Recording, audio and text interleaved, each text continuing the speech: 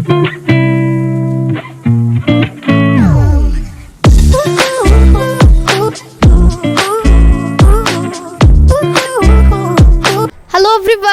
To my YouTube channel. आज हम पढ़ने वाले हैं क्लास 10th पॉलिटिकल साइंस का chapter number 1 that is power sharing. इससे जो हमारी सारी पिछली वाली वीडियोस थी उनमें हमने क्या कवर किया है, क्लास 10th का इकोनॉमिक्स हमारा कंप्लीट हो चुका है और आज से हम शुरू करने वाले हैं क्लास 10th पॉलिटिकल साइंस को। और आज हम पढ़ने वाले हैं इसका पहला chapter that is power sharing, right. और ये जो वीडियो है पूरी फुल फ्लेज वीडियो है, यानी कि ये वन शॉट वीडियो है, इसमें ही आपका पूरा चैप्टर पावर शेयरिंग कंप्लीट हो जाएगा। लेकिन फिर भी अगर आपको कोई स्पेसिफिक टॉपिक पढ़ना है अलग से, समझ लो आपको बेल्जियम एंड श्रीलंका वाला जो अलग से टॉपिक है, सिर्फ स्पेसिफिक टॉपिक वो पढ़ना है, तो वो आप कैसे पढ़ोगे? तो उसके लिए मैंने टाइम स्टैम्प्स डाले हुए हैं। अगर आपको कोई एक स्पेसिफिक टॉपिक पढ़ना है तो आप उस टाइम स्टैम्प पर जाकर पढ़ सकते हो। वैसे ये जो वीडियो है इसमें आपका पूरा चैप्टर पावर शेयरिंग आज कंप्लीट हो जाएगा। तो शुरू करते हैं इस चैप्टर को पढ़ना।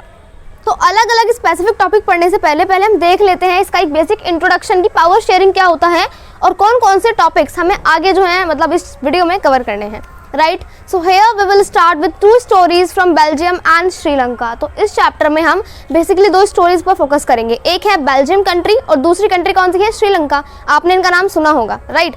तो हम यहाँ पर देखते हैं कि बेल्जियम कैसी कंट्री है, उसमें कैसे वेरिएशन है, कैसे कैसे लोग रहते हैं। फिर हम श्रीलंका में ही ऐसा देखते हैं, ठीक है। फिर हम देखते हैं कि कौन सी कंट्री ने अच्छा अडॉप्ट किया डेमोक्रेसी का सिस्टम, कौन सी कंट्री ने मतलब एक तरह से जब मतलब ऐसी चीज़ें आई उनकी कंट्री में, कुछ लड़ाइयाँ हुई, कुछ बहुत ज़्यादा एथनिक वेरिएशंस थी, कुछ अलग अलग टाइप के लोग रहते थे, कुछ हिंदू हैं, कुछ मुस्लिम्स हैं, उनमें भी कुछ बच्चे हैं, कुछ छोटे हैं, कोई कल्चर अलग प्रैक्टिस करता है, कोई मतलब इलिटरेट है, कोई लिटरेट है, तो बहुत ही ज़्यादा एथनिक वेरिएशन है। तो उसमें एक गवर्नमेंट कैसे मतलब अपनी तरह से कंट्री को फ्लरिश कर सकती है, वो हम देखते हैं इन दोनों कंट्री के एग्जाम्पल से, बेल्जियम एंड श्रीलंका। बेल्जियम में भी कुछ क्राइसिस हुआ, उसमें भी कुछ वेरिएशन थी, ऐसे ही श्रीलंका में भी थी, लेकिन बेल्जियम ने एक अच्छा मेथड अडॉप्ट किया, लेकिन वहीं श्रीलंका ने अपनी कंट्री का एक तरह से इकोनॉमी भी मतलब उसके नीचे गिर गई, ऐसा मेथड अडॉप्ट किया, ठीक है। तो यहाँ पर हमारी 2 स्टोरीज हम देखेंगे बेल्जियम और श्रीलंका के बारे में, right. Both these stories are about how democracy is handle demands for power sharing।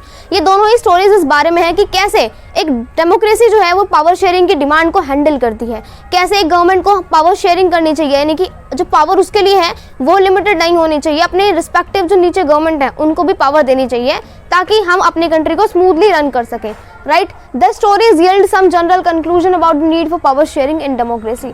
और ये स्टोरीज हमें बताती है कि क्यों पावर शेयरिंग जरूरी है हमारी कंट्री के लिए, राइट। पावर शेयरिंग समझ आया। अब पावर शेयरिंग यानी कि पावर और शेयरिंग 2 वर्ड से मिलकर बना है, ठीक है।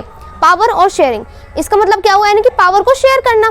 पावर कैसी होती है? जो गवर्नमेंट के पास पावर होती है पूरी कंट्री में उसको शेयर करना, मतलब तरह से अगर समझ लो एक सेंट्रल गवर्नमेंट है और एक स्टेट गवर्नमेंट है, तो जो मोदी जी हैं या फिर जो हमारे प्राइम मिनिस्टर हैं, ठीक है, श्री नरेंद्र मोदी जी, या फिर जो योगी आदित्यनाथ जी हैं, मतलब अगर आप किसी भी कंट्री के किसी भी स्टेट के जो मिनिस्टर ले लो, ठीक है, तो वो एक तरह से खुद गांव में जाकर तो कुछ इंप्लीमेंट कराएंगे नहीं, उन्हें कुछ नीचे भी गवर्नमेंट चाहिए ना जिन्हें वो ऑर्डर दे सके फिर वो कराएं।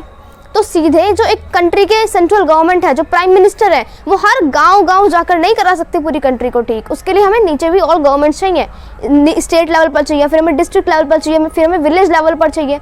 तो इसीलिए पावर को शेयर होना चाहिए, पावर को डिवाइड होना चाहिए, राइट। वही हम पढ़ने वाले हैं। Now topics to be discussed, कौन कौन से टॉपिक्स हमें पढ़ने हैं इस वीडियो में।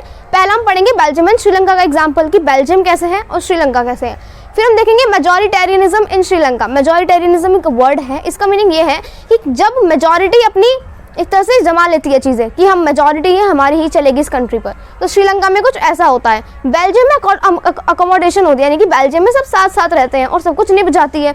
तो बेल्जियम श्रीलंका दोनों में कंक्लूजन क्या निकल कर आया। फिर हम देखते हैं conclusion and why power sharing is desirable, right. तो हम यहाँ पर देखेंगे कि कौन सी कंट्री में लड़ाई जो है कम हुई और कौन सी कंट्री की ज़्यादा अच्छा बेटर अडॉप्ट किया किस कंट्री ने मेथड्स, तो वो कौन सी थी? बेल्जियम थी। वो हम पढ़ेंगे आगे, ठीक है। तो हम देखते हैं कि उसने पावर शेयरिंग की थी बेल्जियम ने, तो पावर शेयरिंग क्यों ज़रूरी है। 5th टॉपिक हम पढ़ेंगे फॉर्म्स ऑफ पावर शेयरिंग की, पावर शेयरिंग के कौन कौन से फॉर्म्स होते हैं, राइट। यहाँ पर इंट्रोडक्शन देख लिया बेसिक सा। अब हम चलते हैं नेक्स्ट पेज पर, बेल्जियम एंड श्रीलंका हमारा स्पेसिफिक टॉपिक पढ़ने के लिए। तो अब हम पढ़ेंगे हमारे इस चैप्टर का first topic that is Belgium and Sri Lanka, right. इसमें हम देखेंगे कि बेल्जियम और श्रीलंका कैसी कैसी कंट्रीज हैं, उनमें क्या क्या होता है, कौन कौन उनमें लोग रहते हैं और लास्ट में क्या प्रॉब्लम निकल कर आती है, राइट। अभी इस पेज पर दोनों की कहानी तो नहीं आएगी, तो हम यहाँ पर सिर्फ बेल्जियम वाली कहानी देखते हैं, राइट। तो बेल्जियम की हम यहाँ पर कहानी देखेंगे। अब बेल्जियम एक कंट्री है, कहाँ की कंट्री है? Small country in Europe. Europe के जो कॉन्टिनेंट है यूरोप, उसमें एक ये छोटी सी कंट्री है, स्मॉल कंट्री है। अब स्मॉल कैसे है, हमें कैसे पता? इसको हम मतलब एक तरह से हमारी जो इंडिया की स्टेट है हरियाणा, हमारे इंडिया एक कंट्री, बेल्जियम एक कंट्री, राइट। लेकिन हमारे इंडिया के स्टेट से कंपेयर करते हैं, और जब भी ये बेल्जियम एक कंट्री होने के बावजूद हमारे इंडिया के एक स्टेट से मतलब हर चीज़ में पीछे रह जाती है, पॉपुलेशन में भी और एरिया वाइज भी, right. Small country in Europe, Europe में एक छोटी सी कंट्री है बेल्जियम, राइट। इमेजिन करो, Belgium area lesser than Haryana area, right. अब जो बेल्जियम का एरिया है वो हरियाणा से भी कम है, यानी कि हमारी हरियाणा जो है वो तो एक स्टेट है और बेल्जियम एक कंट्री है, लेकिन फिर भी मतलब एरिया क्या होता है जिसमें मतलब जो कंट्री की पूरी एरिया है, ज़मीन है, वो कितनी है, राइट। तो जब भी वो जो हमारी मतलब बेल्जियम कंट्री है वो हमारी हरियाणा की जो स्टेट है, हमारी जो हरियाणा स्टेट है इंडिया की, उससे कम है उसका area, right. Borders with France, Netherland, Germany and Luxembourg. Belgium जो कंट्री है, राइट, ये आपका एक तरह से आपको डायग्राम में मिल जाएगा हमारे चैप्टर में, बुक में बेल्जियम वाला डायग्राम ये रहा, राइट। अभी जो बेल्जियम कंट्री है इसके जो मतलब जैसे बॉर्डर्स है, यानी कि कंट्री हो गई, इसके बॉर्डर्स में यानी कि बॉर्डर्स में कौन कौन सी कंट्रीज हैं, तो इसके बॉर्डर में है France, Netherland, Germany and Luxembourg, right. अब इनको याद कैसे करें, right. Now borders with France, Netherland, Germany and Luxembourg, जो हमारी कंट्री है बेल्जियम, उसके बॉर्डर पर कौन कौन सी कंट्रीज हैं? France, Netherland, Germany and Luxembourg. अब इनको याद कैसे रखें भाई, 4 कंट्रीज हैं, ठीक है। तो France, Netherland, Germany and Luxembourg. अब क्या है जी, एफ से जो है फ्रांस है, तो एफ से मान लेते हैं फिश, राइट। नीदरलैंड यानी कि एन, एन से हो जाता है नहीं, राइट। जर्मनी यानी कि जी, जी से हो जाता है गाना, गाना जिसको हम गाते हैं, राइट। एंड एल से हो जाता है लग्जमबर्ग, यानी कि इससे हम सॉन्ग एक इमेजिन कर लेते हैं, एल से ले जा, राइट। सो फिश नहीं गाती ले जा, राइट। अब हमारी 4 कंट्रीज हो गई, France, Netherland, Germany and Luxembourg, right. तो बेल्जियम के बॉर्डर्स में कौन कौन सी कंट्रीज हैं? France, Netherland, Germany, Luxembourg. ये टिप्स पे होना चाहिए, एग्जाम में वैसे तो फैक्चुअल डिटेल्स नहीं आती, लेकिन फिर भी आपको याद होना चाहिए आपकी इमेजिनेशन के लिए, राइट। तो बेल्जियम क्या है, छोटी सी कंट्री है यूरोप में, उसका जो एरिया वाइज है वो हरियाणा से भी कम है एरिया में। बॉर्डर्स कौन कौन सी कंट्री है? France, Netherland, Germany and Luxembourg. Fish नहीं गाती ले जा, right. Population little over 1 crore. अब जो बेल्जियम की पॉपुलेशन है वो 1 करोड़ से थोड़ी ज़्यादा है। अब आप सोचोगे 1 करोड़ पॉपुलेशन इतनी ज़मीन में रहती कैसे होगी? तो 1 करोड़ पॉपुलेशन कुछ नहीं होती, हरियाणा की 1 करोड़ से भी ज़्यादा पॉपुलेशन है, यानी कि पॉपुलेशन वाइज भी बेल्जियम जो है हमारी हरियाणा से कम है, right. Belgium population lesser than Haryana population. Haryana की पॉपुलेशन से 1 करोड़ के बावजूद, ज़्यादा होने के बावजूद भी हरियाणा की पॉपुलेशन से अभी भी बेल्जियम कम है। इससे क्या पता चलता है, हमारी इंडिया की जो हरियाणा स्टेट है उसमें ज़्यादा पॉपुलेशन है, right. Ethnic composition is very complex. अब हमने एरिया देख लिया, इसका पॉपुलेशन देख ली, बॉर्डर्स देख लिए, यहाँ पर जो मेन प्रॉब्लम आती है ना इसके एथनिक कंपोजिशन में ही आ जाती है। अब प्रॉब्लम क्या है, एथनिक कंपोजिशन क्या होता है, एथनिक वर्ड बता देती हूँ, राइट। तो हमारी बुक में भी दिया गया है यहाँ पर, ये रहा ethnic, a social division based on shared culture. जो मतलब अलग अलग लोगों के कल्चर्स होते हैं उस पर जो डिवीजन होती है उसको हम एथनिक वेरिएशन बोलते हैं। People belonging to the same ethnic group believe in their common descent because of similarity of physical type or of culture or both. They need not always have the same religion और nationality। मतलब ethnic composition में क्या है कि बहुत ज़्यादा अलग अलग टाइप के लोग रहते हैं। कंट्री में डच बोलने वाले लोग भी हैं, इस कंट्री में फ्रेंच बोलने वाले लोग भी हैं, राइट। जर्मन बोलने वाले लोग भी हैं, और वो उसमें ही बिलीव करते हैं, और कभी कभी डिस्प्यूट्स यानी कि लड़ाइयाँ भी हो जाती हैं बीच में। तो एथनिक कंपोजिशन है ना बहुत ज़्यादा कॉम्प्लेक्स है। अब इसको समझने की कोशिश करते हैं, इतना भी कॉम्प्लेक्स नहीं है, समझ नहीं आया, ठीक है, समझ आ जाएगा। अब बेल्जियम एक कंट्री है, ठीक है, तो उसमें 2 मेजर जो बोलने वाली लैंग्वेजेस हैं वो क्या है, फ्रेंच एंड डच। अब पूरी कंट्री में देखें, राइट, तो डच लैंग्वेज ज़्यादा बोली जाती है, ठीक है, और फ्रेंच कम बोली जाती है। अगर फ्रेंच के मतलब जो बेल्जियम है उसकी कैपिटल सिटी देखें, बेल्जियम की जो कैपिटल सिटी है वो है ब्रसल्स। तो अगर हम बेल्जियम की कैपिटल सिटी से हमारी इंडिया की दिल्ली में चले जाएं तो वहाँ पर उल्टा है, वहाँ पर फ्रेंच ज़्यादा बोली जाती है, डच कम बोली जाती है। पूरी कंट्री में डच ज़्यादा बोली जाती है और कैपिटल में डच कम बोली जाती है। पूरी कंट्री में फ्रेंच कम बोली जाती है लेकिन कैपिटल में फ्रेंच ज़्यादा बोली जाती है। अब इसको याद करते हैं, राइट। तो एथनिक कंपोजिशन बहुत ज़्यादा कॉम्प्लेक्स है। ऑफ कंट्रीज टोटल पॉपुलेशन, अगर पूरी कंट्री की टोटल पॉपुलेशन देखें ना तो उसमें 59% लोग फ्लैमिश रीजन में रहते हैं और डच बोलते हैं, यानी कि ज़्यादा लोग डच बोलते हैं, और 40% वलोनिया रीजन में रहते हैं और फ्रेंच बोलते हैं। तो पूरी कंट्री में डच ज़्यादा बोलते हैं और फ्रेंच कम बोलते हैं। अब आप इससे देख सकते हो, यहाँ पर ही बताया गया है कि जो माइनॉरिटी लैंग्वेज है ना फ्रेंच, वो उसमें जो लोग रहते हैं वो बहुत ज़्यादा अमीर है, अल्ट्रा रिच है। अब पूरी कंट्री में कुछ ही लोग तो अल्ट्रा रिच होते हैं, तो फ्रेंच बोलने वाले लोग पूरी कंट्री में क्या है, कम है। अब अगर आप कैपिटल में जाओगे ब्रसल्स में, तो कैपिटल दिल्ली वगैरह बहुत ज़्यादा अमीर सिटी होती है, तो ब्रसल्स भी अमीर सिटी है, वहाँ पर ज़्यादा रिच लोग रहेंगे, तो वहाँ पर क्या है, हमारे जो लोग हैं फ्रेंच वाले वो ज़्यादा हैं, ठीक है। पूरी कंट्री में रिच कम होते हैं तो फ्रेंच वाले लोग पूरी कंट्री में कम हैं। ठीक है। और अगर पूरी एक मतलब कंट्री की दिल्ली वगैरह जैसे अगर मतलब कैपिटल में जाते हैं, जैसे ब्रसल्स में जाते हैं, तो भाई कैपिटल में ना बहुत ज़्यादा रहने के लिए खर्चा लगता है, तो वहाँ पर अमीर लोग रहते हैं। और अमीर कौन है? French, right. तो कैपिटल में फ्रेंच ज़्यादा हैं और पूरी कंट्री में अमीर कम होते हैं, गरीब भरे पड़े रहते हैं, ठीक है। तो इसलिए पूरी कंट्री में कम जो है वो कौन है? फ्रेंच लोग हैं, राइट। तो 59% लोग फ्लेमिश रीजन में रहते हैं, डच बोलते हैं। 40% लोग वेलोनियन रीजन में रहते हैं और फ्रेंच बोलते हैं। अब आप सोचोगे 59 और 40 या कौन 99 हो गए, 1% लोग क्या बोलते हैं? तो 1% बहुत ज़्यादा माइनॉरिटी है, इनकी जितनी चलेगी भी नहीं क्योंकि बहुत कम परसेंटेज है, ठीक है, इतनी ज़्यादा बोली नहीं जाती है लैंग्वेज। तो 1% लोग जर्मन बोलते हैं। एथनिक कंपोजिशन समझ आ गया कंट्री का, कंट्री में क्या क्या बोला जाता है। अब अगर हम उसकी कैपिटल सिटी में जाए ब्रसल्स में, so in the capital city Brussels, ठीक है। तो अगर हम बेल्जियम की कैपिटल सिटी में जाते हैं जिसे हम बोलते हैं ब्रसल्स, तो वहाँ पर एथनिक कंपोजिशन इसका उल्टा है, राइट। 80% स्पीक्स फ्रेंच, 80% लोग जो है फ्रेंच बोलते हैं, लेकिन यहाँ पर सिर्फ 40% लोग फ्रेंच बोलते हैं।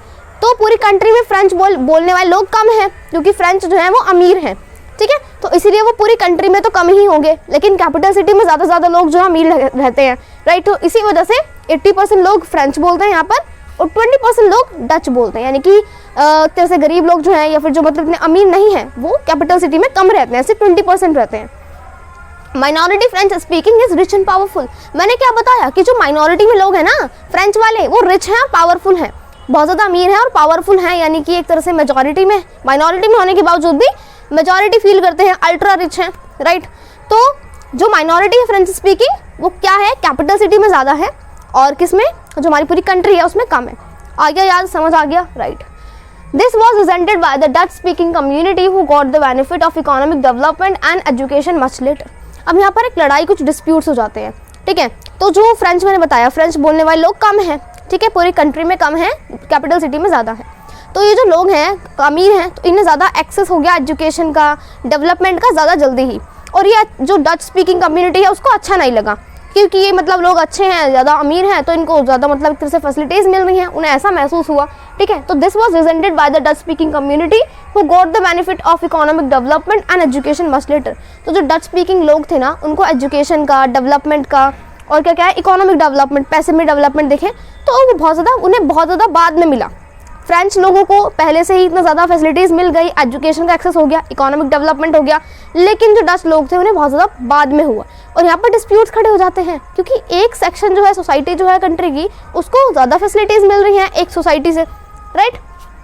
सो this led to tensions between the Dutch speaking and French during 1950s and 1960s। अब 1950 और 1960 के बीच में इन दोनों कंट्रीज़ में टेंशन होने लगी, यानी कि डिस्प्यूट्स, लड़ाइयाँ होने लगी, ठीक है। कंट्रीज़ में नहीं, दोनों पॉपुलेशन में, यानी कि दोनों कम्युनिटीज़ में, French speaking community and Dutch speaking community, right. Tensions was more acute in Brussels. और जो टेंशंस थी वो ब्रसल्स में, कैपिटल सिटी में ज़्यादा एक्यूट थी, ज़्यादा थी, ठीक है। अब क्यों थी?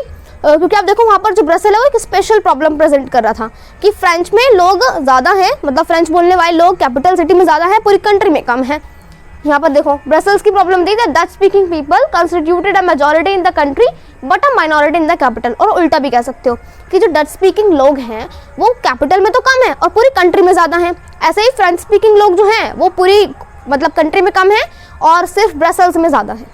तो ये प्रॉब्लम आ रही थी। अब हमने यहाँ पर क्या देखा है? बेल्जियम का एग्जाम्पल देखा। अगले पेज पर हम पढ़ेंगे श्रीलंका वाला एग्जाम्पल, राइट। तो यहाँ से हम मतलब इसको अब इन दोनों कंट्रीज़ को कंपेयर करेंगे, दोनों के एथनिक वेरिएशन, और फिर उनकी गवर्नमेंट ने क्या कंक्लूजन निकाला इन डिस्प्यूट्स को, लड़ाइयों को ख़त्म करने का।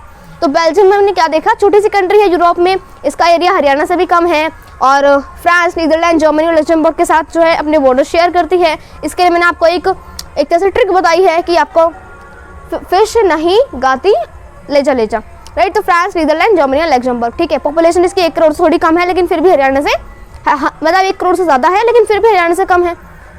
एथनिक कंपोजिशन बहुत ज़्यादा कॉम्प्लेक्स है। एक कंट्री में देखें तो 59% लोग जो है वेलोनिया फ्लेमिश रीजन में रहते हैं, डच बोलते हैं। 40% लोग क्या हैं?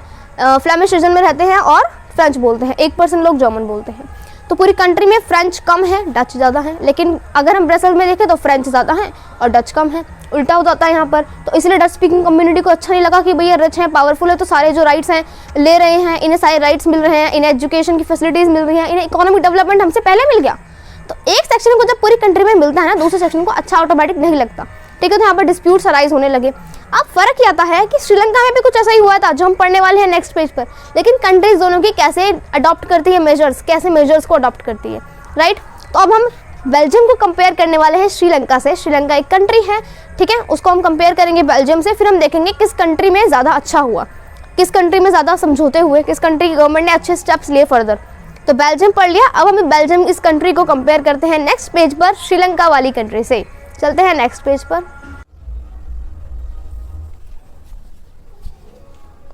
तो अभी हमने प्रीवियस पेज पर बेल्जियम के बारे में पढ़ा और अब हम पढ़ने वाले हैं श्रीलंका के बारे में, राइट। तो हमने बेल्जियम के बारे में पढ़ा कि कैसे एथनिक वेरिएशन है वहाँ पर, कैसे अलग अलग टाइप के लोग रहते हैं और वहाँ पर कौन सी प्रॉब्लम अराइज हुई, ठीक है, किस बात पर उनके कॉन्फ्लिक्ट्स हुए।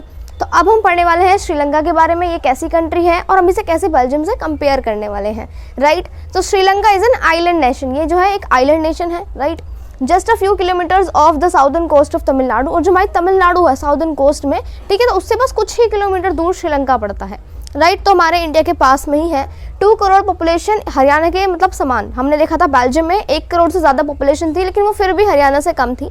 लेकिन श्रीलंका में 2 करोड़ की पॉपुलेशन है और हरियाणा जितनी पॉपुलेशन है, यानी कि जितनी पॉपुलेशन हरियाणा में है उतनी ही पॉपुलेशन यहाँ श्रीलंका में है, राइट। डाइवर्स पॉपुलेशन है, अब डाइवर्स है यहाँ की भी पॉपुलेशन, यहाँ पे भी एथनिक वेरिएशंस हैं, यहाँ पर भी अलग अलग टाइप के लोग रहते हैं। मेजर जो मतलब पॉपुलेशन है वो 2 टाइप की है, एक है सिन्हाला स्पीकर्स और दूसरे है तमिल स्पीकर। तमिल और सिन्हाला ये दोनों लैंग्वेजेस हैं। तो एक मेजॉरिटी जो लोग हैं वो सिन्हाला बोलते हैं, सिन्हाला लैंग्वेज को बोलते हैं कितने परसेंट लोग, 74% लोग, ठीक है, और तमिल बोलते हैं लोग 18%, राइट। और तमिल में भी 2 सब डिविजन्स हैं, Sri Lankan Tamils and Indian Tamils. अब श्रीलंकन तमिल्स तो वो तमिल्स हैं जो वहीं पर मतलब श्रीलंका में ही रहते हैं और वहीं पर उन्होंने वो तमिल लैंग्वेज सीखी है, राइट। इंडियन तमिल्स वो है जिनके 4 फादर्स कभी मतलब एक तरह से काम वगैरह के लिए चले गए थे श्रीलंका में, आप ये पढ़ोगे, ठीक है। तो उस टाइम पर वो जो वहाँ पर आकर बस गए, फिर वहाँ पर उनकी मतलब जनरेशन हुई, तो वहाँ पर वो वहीं पर रहने लगे, ठीक है। तो उनको इंडियन तमिल्स बोलते हैं, जिनके 4 फादर्स कभी इंडिया से श्रीलंका आए थे काम के सर्च में, राइट। तो तमिल स्पीकर्स 2 हो गए, Sri Lankan speakers, Sri Lankan Tamils and Indian Tamils, right. Sri Lankan Tamils हैं 13% आउट ऑफ 18 और 5% है इंडियन तमिल्स। तो 2 मेन पॉपुलेशन कौन सी है यहाँ पर, Sinhala speakers and Tamil speaker. Sinhala speaker 74% and Tamil speaker 18%। Diverse population समझ आ गई श्रीलंका में कैसे कैसे लोग रहते हैं। अब most of the Sinhala speakers are Buddhist while most of the Tamils are Hindus और मुस्लिम्स। सिन्हाला स्पीकर्स कितने हैं, सबसे ज़्यादा है, मेजॉरिटी में है 74%, और 74% यहाँ पर अधिकतर जो सिन्हाला स्पीकर्स हैं वो बुद्धिज़्म को फॉलो करते हैं। बुद्धिज़्म जो रिलीजन है बुद्धिस्ट है वो, ठीक है। और जो तमिल्स हैं यहाँ पर 18%, हमने जो तमिल स्पीकर्स देखे हैं वो अधिकतर या तो हिंदूज हैं या फिर मुस्लिम्स हैं, ठीक है। तो 3 टाइप के रिलीजन हो गए बेसिकली। मोस्टली यहाँ पर लोग बुद्धिस्ट हैं और आधे आधे हिंदू और आधे आधे मुस्लिम्स हैं, राइट। 7% क्रिश्चियंस, बहुत तमिल एंड सिन्हाला, ठीक है। अब जो 7% क्रिश्चियन है, 7% वो लोग हैं मतलब जो क्रिश्चियनिज्म को फॉलो करते हैं, ठीक है, मतलब क्रिश्चियंस हैं, और वो कुछ लोग उनमें से तमिल भी बोलते हैं, कुछ लोग उनमें सिन्हाला भी बोलते हैं, राइट।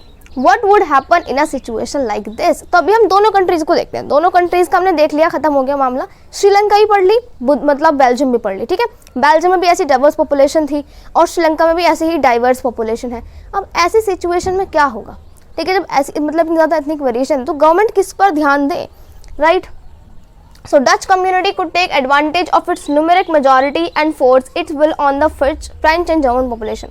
अब जो हमने बेल्जियम में देखा था, जो डच कम्युनिटी है पूरी कंट्री में ज़्यादा है, राइट। हमने देखा था 59% आई थिंक, मतलब डच पॉपुलेशन है पूरी कंट्री में बेल्जियम की। अगर हम ब्रसल्स यानी कि उसके कैपिटल सिटी को ना देखें तो पूरे कंट्री में बेल्जियम में डच कम्युनिटी ज़्यादा है। अब डच कम्युनिटी क्या करेगी, अपनी वो एक तरह से ज़्यादा में है, मेजॉरिटी में है, तो अपनी फोर्स चलाएगी माइनॉरिटी पर, यानी कि जो जर्मन बोलते हैं लोग या फिर जो लोग फ्रेंच बोलते हैं उन पर अपनी काबू चलाएगी, ठीक है।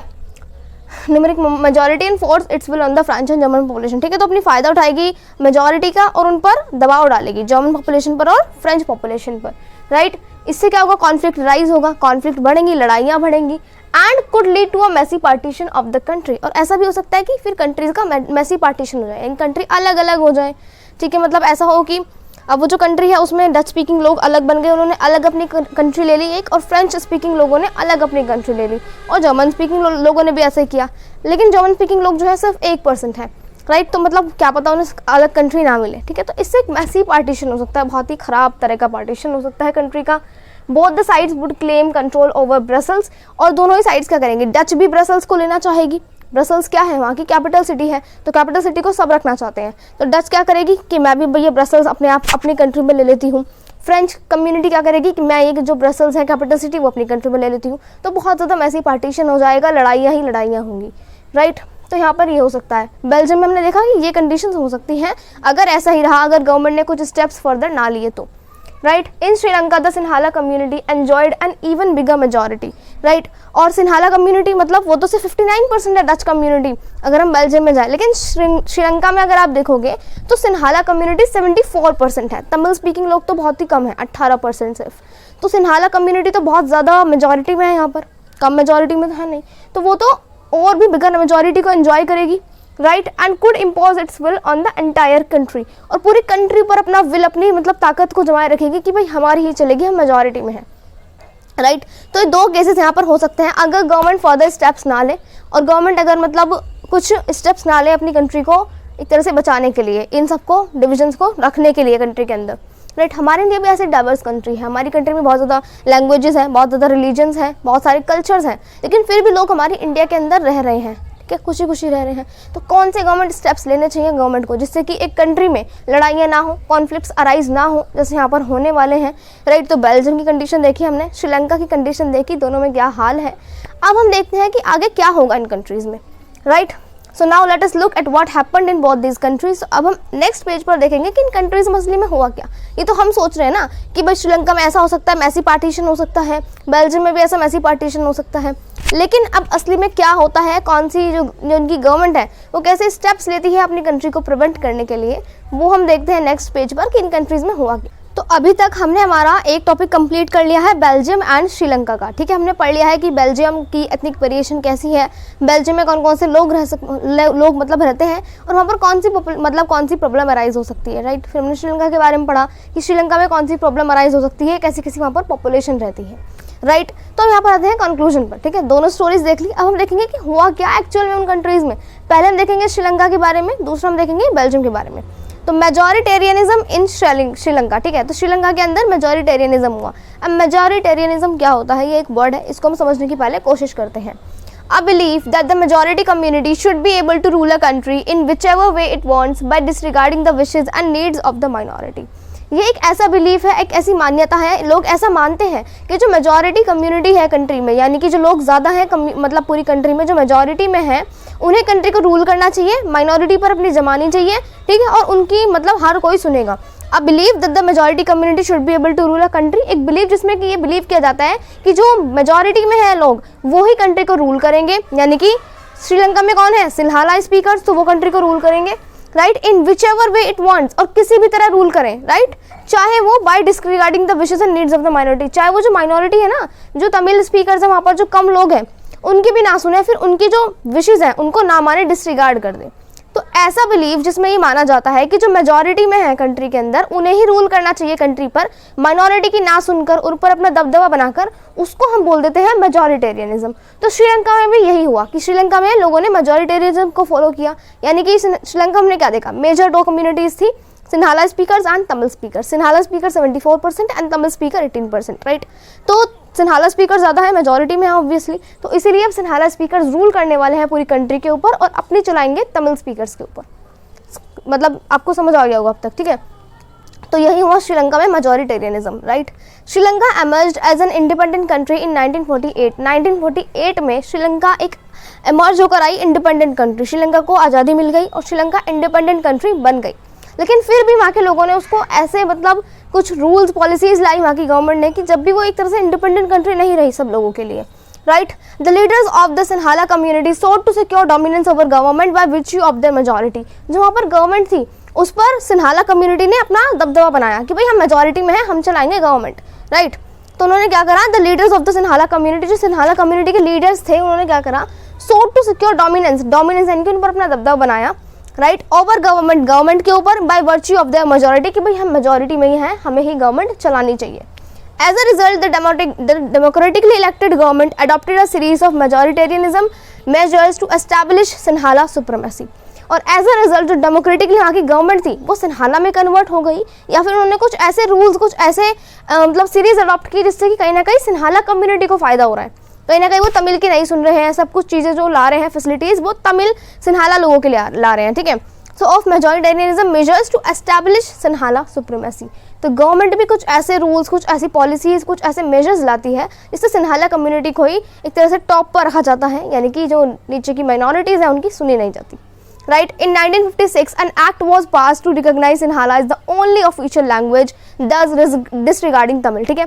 फिर 1956 में एक एक्ट पास करती है गवर्नमेंट की सिन्हाला जो है आपकी लैंग्वेज वो सिर्फ और सिर्फ वही नेशनल लैंग्वेज है, right. To recognise Sinhala is the only national नहीं ऑफिशियल लैंग्वेज, यानी कि सारे पर्पज़ के लिए ऑफिस में वगैरह में पूरी कंट्री में जो कागजात वगैरह वाले काम होंगे, यानी कि जितना भी गवर्नमेंट वाला काम होगा ऑफिशियल, ठीक है, ऑफिस वगैरह में बैठकर जो मतलब गवर्नमेंट करती है, डेमोक्रेटिक गवर्नमेंट, राइट, तो उसमें जो भी काम होगा वो सब कुछ सिन्हाला में होगा, तमिल कोई नहीं बोलेगा, और ये सिर्फ ओनली ऑफिशियल लैंग्वेज है। ऐसा नहीं कहा कि भाई तमिल में भी काम कर सकते हो, सिर्फ आपको सिन्हाला में ही करना है, यानी कि तमिल बिल्कुल बंद हो गई बोलनी, राइट। तो जैसे कि मतलब वहाँ पर तमिल भी रहती है 18%, गवर्नमेंट को उनकी भी सुननी चाहिए थी, लेकिन गवर्नमेंट ने ऐसा नहीं करा। 1956 में एक एक्ट पास करती है और सिन्हाला को ओनली ऑफिशियल लैंग्वेज रिकॉग्नाइज कर देती है, राइट, डिसरिगार्डिंग तमिल। तो तमिल को डिसरिगार्ड कर दिया ऑब्वियसली, राइट।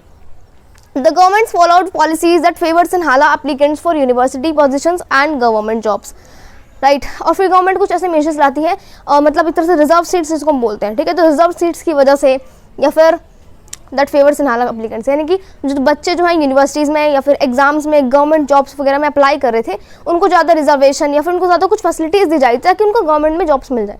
यानी कि गवर्नमेंट सेक्टर में जैसे कि आप अगर जॉब लेना चाहते हो या फिर अगर आपको यूनिवर्सिटी पोजीशंस वगैरह में जॉब लेनी है तो उनके लिए जो रिजर्वेशन क्राइटेरिया कट ऑफ वगैरह जाता है, कट ऑफ आपने देखा होगा हमारे इंडिया में ये होता है कि आप जनरल हो, ओबीसी में हो या फिर किस सोशल ग्रुप से डिपेंड करते हो उसके ऊपर आपका कट ऑफ जाएगा। अगर आप ओबीसी, एससी, एसटी कास्ट से हो तो आपका कट ऑफ बहुत ज़्यादा कम जाता है, लेकिन अगर आप जनरल में हो तो आपका कट ऑफ ज़्यादा जाता है।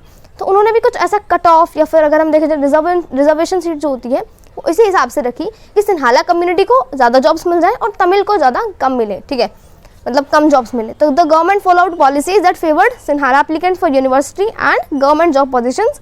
A new constitution stipulated that the state shawl protect and foster Buddhism. और फिर एक नया कॉन्स्टिट्यूशन बनकर आता है कि स्टेट को यानी कि जो उनकी कंट्री है उसको प्रोटेक्ट करना चाहिए बुद्धिज्म को, एक ही रिलीजन को। और हमें पता है बुद्धिज्म कौन फॉलो करते थे, सिन्हाला स्पीकर्स जो कि मतलब 74% है, यानी कि मेजॉरिटी का जो रिलीजन है ना उसका रिलीजन भी बचाओ और उनकी जो लैंग्वेज है उसको ऑफिशियल भी बना दो। सिन्हाला लैंग्वेज जो है उसको ऑफिशियल बना दिया। फिर जो वो मतलब रिलीजन फॉलो करते थे यानी कि बुद्धिज्म, उसको भी ऐसे कह दिया कि इस रिलीजन को सब प्रोटेक्ट करे, इसे कोई कुछ ना कहे, राइट। तो फिर गवर्नमेंट एक नया रूल लाती है स्टेट में, मतलब जो पूरी कंट्री है उसमें बुद्धिज्म को प्रोटेक्ट किया जाए, फोस्टर किया जाए, right. Now all these government measures coming after one another increased feeling of alienation among the Sri Lankan Tamils। अब एक के बाद गवर्नमेंट ऐसे स्टेप्स ला रही थी, reservation criteria, cut off criteria, university में जो पोजीशंस मतलब बच्चे एग्जाम दे रहे हैं, गवर्नमेंट जॉब्स के लिए एग्जाम दे रहे हैं, सिन्हाला को मतलब ओनली ऑफिशियल लैंग्वेज मतलब कंसीडर किया, ठीक है। फिर उसके बाद गवर्नमेंट ने कुछ ऐसे मेजर्स लाए, मतलब एक के बाद गवर्नमेंट कुछ ना कुछ ऐसे मेजर्स लाने लग रही थी जो कि सिर्फ सिन्हाला कम्युनिटी को फेवर कर रही थी, सिन्हाला कम्युनिटी के लिए फ़ायदा था, तमिल को डिसरिगार्ड कर रही थी। तो इसीलिए मतलब जब सिन्हाला कम्युनिटी को फ़ायदा करती गई, गवर्नमेंट मेजर्स आते गए कमिंग आफ्टर वन अनदर, तो जो श्रीलंकन तमिल थे, जो सिन्हाला मतलब जो तमिल लोग थे, उन्हें कहीं ना कहीं एलिनेशन की फीलिंग आती है।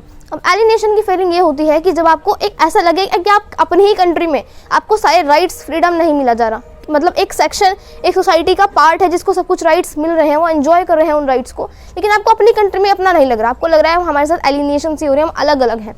तो वो फीलिंग होती है एलिनेशन की अमंग द श्रीलंकन तमिल्स। तो श्रीलंकन तमिल्स को ऐसा ही लगता है कि सिन्हाला को ही सब कुछ माना जा रहा है, उनके रिलीजन को मतलब बुद्धिज्म को प्रोटेक्ट किया जा रहा है, उन्हें गवर्नमेंट जॉब्स में मतलब एडमिशन्स मिल रहे हैं, यूनिवर्सिटी पोजीशंस में एडमिशन मिल रहे हैं, ठीक है। तो ये सारे जो चीज़ें गवर्नमेंट एक के बाद एक इंडिपेंडेंट नेशन होने के बाद भी लाने लग रही थी ना, तो इसके बाद श्रीलंकन तमिल्स के अंदर एलिनेशन वाली फीलिंग आ जाती है और उसके बाद आपको पता है क्या होने वाला है, ठीक है। तो हम वो देखते हैं नेक्स्ट पेज पर अब क्या होती है इस कंट्री की हालत, राइट।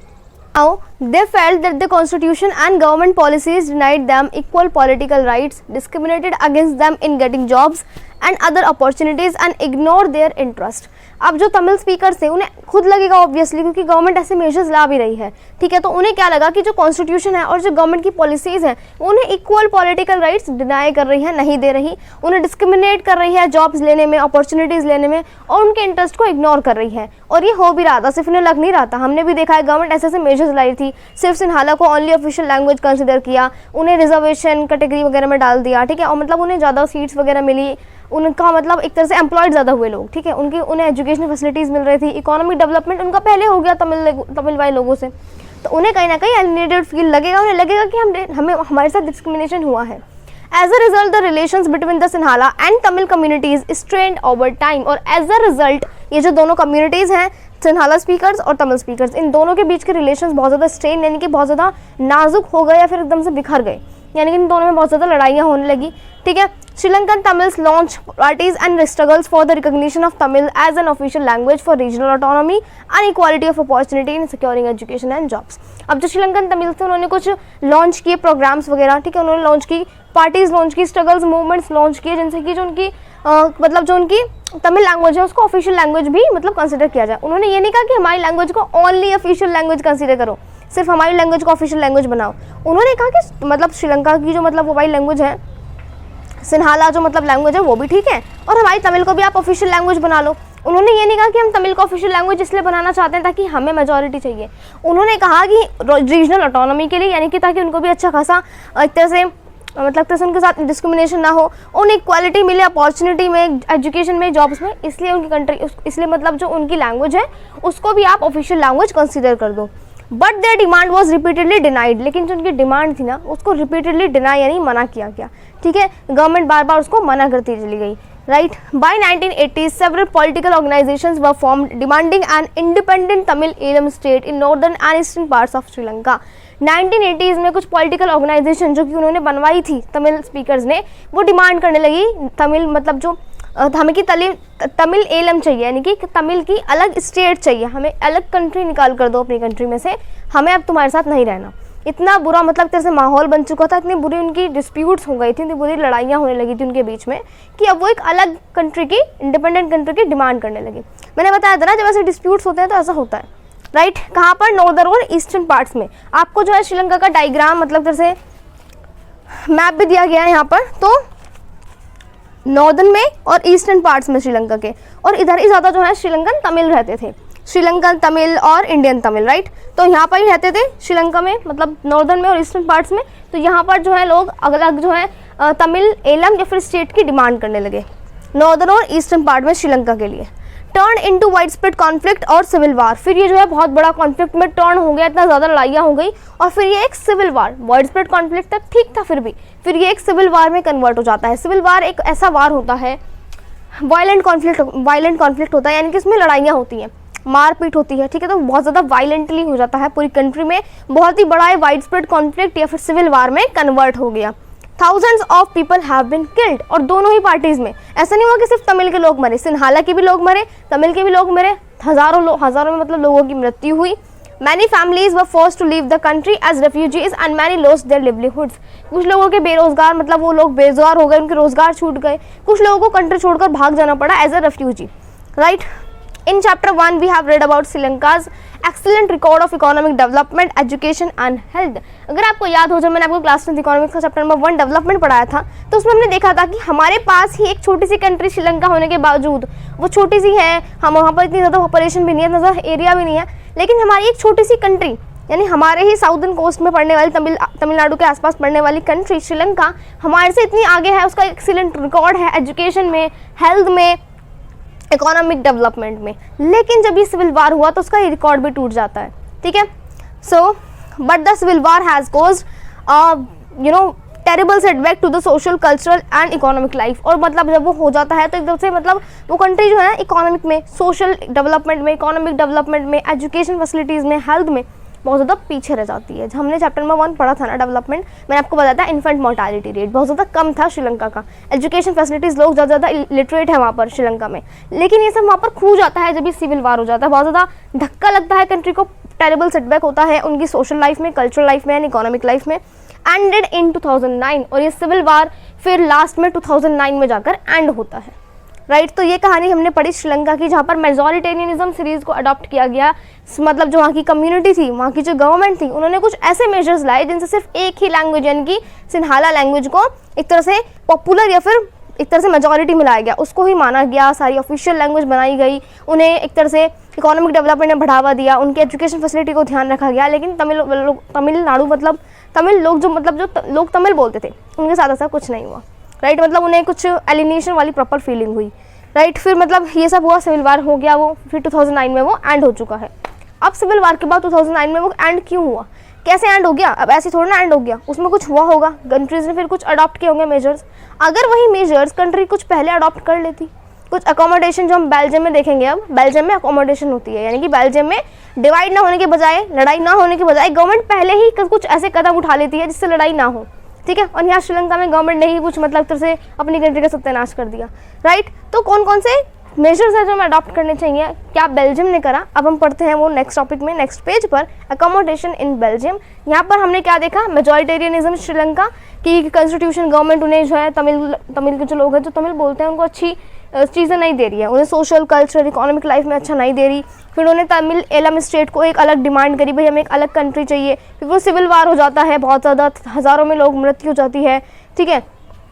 कुछ लोगों के लिवलीहुड चल जाते हैं, कुछ लोगों को रेफ्यूजी बनकर कंट्री से भाग जाना पड़ता है, ठीक है। और फिर 2009 में सिविल वार एंड हो जाता है। एंड क्यों होगा? कुछ ना कुछ फिर गवर्नमेंट ने स्टेप्स लिए होंगे, राइट। अगर गवर्नमेंट पहले स्टेप्स लेती तो कुछ ऐसा सिविल वार होता ही ना, ठीक है। तो अब बेल्जियम ने क्या करा इसके उल्टा, ठीक है। श्रीलंका ने कुछ ऐसे मेजर्स अडॉप्ट किए, मेजॉरिटेरियनिज्म। अब बेल्जियम अडॉप्ट करता है अकोमोडेशन, यानी कि बेल्जियम साथ साथ रहने की चीज़ सोचता है। वो पहले से ही उसकी कंट्री की जो गवर्नमेंट है पहले से ही कुछ ऐसे मेजर्स ले आती है जिससे लड़ाई हो ही ना, लड़ाई से ही पहले।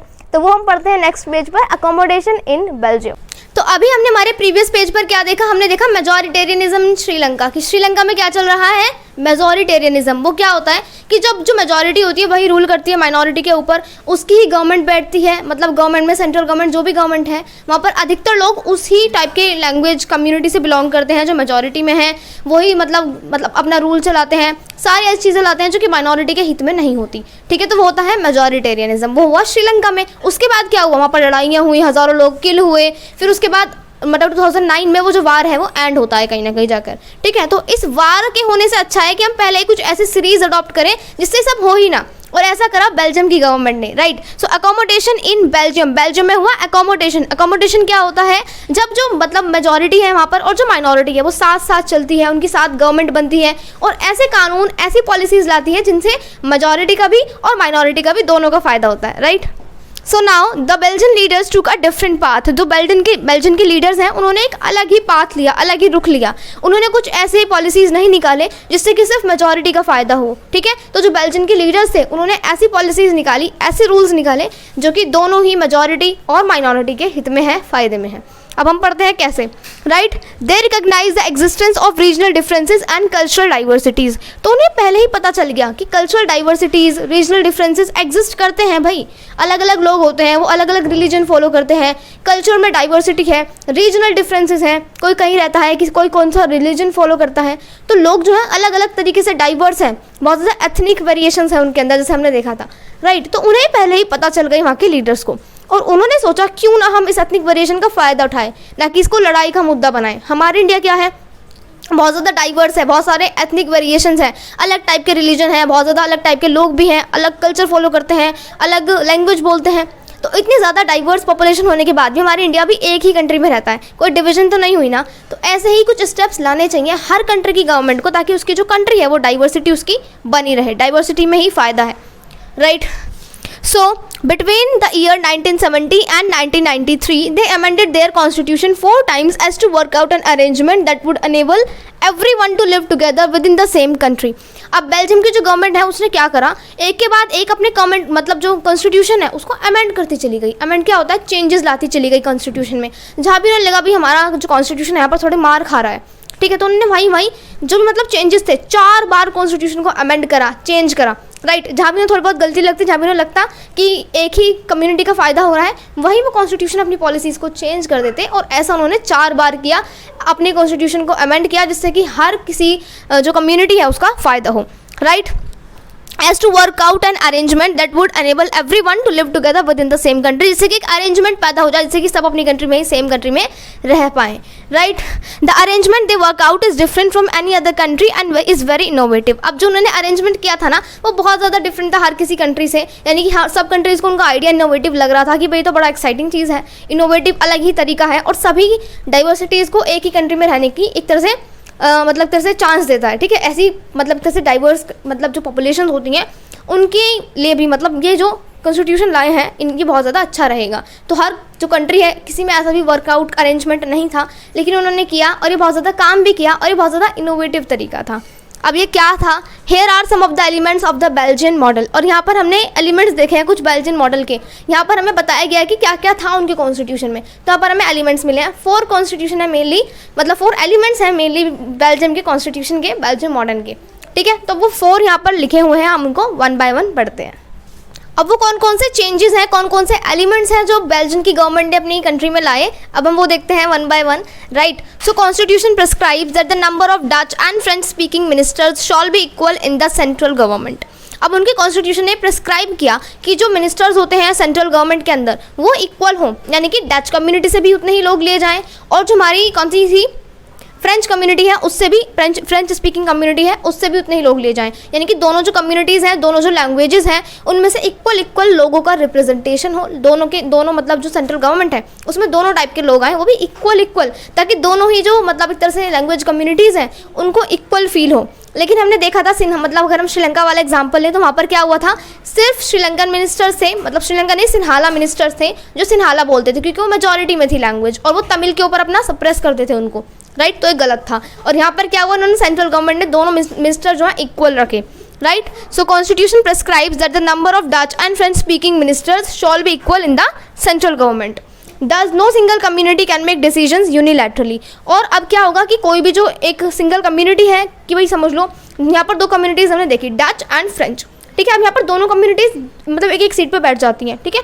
दोनों कम्युनिटीज़ साथ में मिलकर जो है कॉन्स्टिट्यूशन बनाती है, फिर सेंट्रल गवर्नमेंट में आती है, राइट। अब क्या होता है कि एक कम्युनिटी ये नहीं सोच सकती कि अब मैं ना अपनी कम्युनिटी के लिए, अपनी लैंग्वेज वाली कम्युनिटी के लिए अच्छा कर लेता हूँ, नहीं, क्योंकि दोनों मिनिस्टर्स वहाँ पर इक्वल बैठे हैं, दोनों की चलेगी, ठीक है। तो किसी एक मतलब जो गवर्नमेंट है उसकी नहीं चल सकती।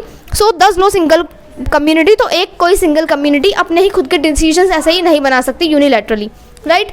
सेकेंड जो एलिमेंट है बेल्जियन मॉडल का वो ये है, many powers of the central government have been given to state government of the 2 regions of the country, state government are not subordinate to the central government. और यहाँ पर क्या होता है, यहाँ पर होता है डिसेंट्रलाइजेशन, जो हम अगले चैप्टर में डिटेल में पढ़ेंगे।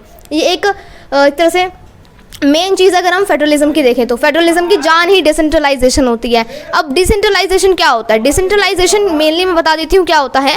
डिसेंट्रलाइजेशन होता है जब हम जो सेंट्रल गवर्नमेंट है उसकी पावर स्टेट गवर्नमेंट को दे देते हैं, बांट देते हैं, राइट। और स्टेट गवर्नमेंट यहाँ पर सबऑर्डिनेट नहीं होती सेंट्रल गवर्नमेंट की, यानी कि अब आप जो है सेंट्रल गवर्नमेंट में क्या होता है, प्राइम मिनिस्टर्स, प्रेसिडेंट वगैरह होते हैं, राइट। अब ये जो है हमारी जो गांव की मतलब जनता है, गांव के जो सिटीजन्स हैं, शहर के जो सिटीजन्स हैं, वो अपनी हर एक प्रॉब्लम लेके प्राइम मिनिस्टर के पास तो नहीं जा सकते क्योंकि 28 स्टेट्स हैं, उनके अंदर शहर भी हैं, गांव भी हैं, डिस्ट्रिक्ट्स भी हैं, जिले भी हैं, हर चीज़ है। तो कितने लोग लेकर जाएंगे, तो एक प्राइम मिनिस्टर तो परेशान हो जाएगा ना, ठीक है। तो इसके लिए क्या मतलब कैसे सॉल्यूशन निकल कर आता है कि हम सेंट्रल गवर्नमेंट के नीचे स्टेट गवर्नमेंट बिठा दें जो कि अपने रिस्पेक्टिव स्टेट को ध्यान में रखकर उन पर वर्क करेगी, राइट।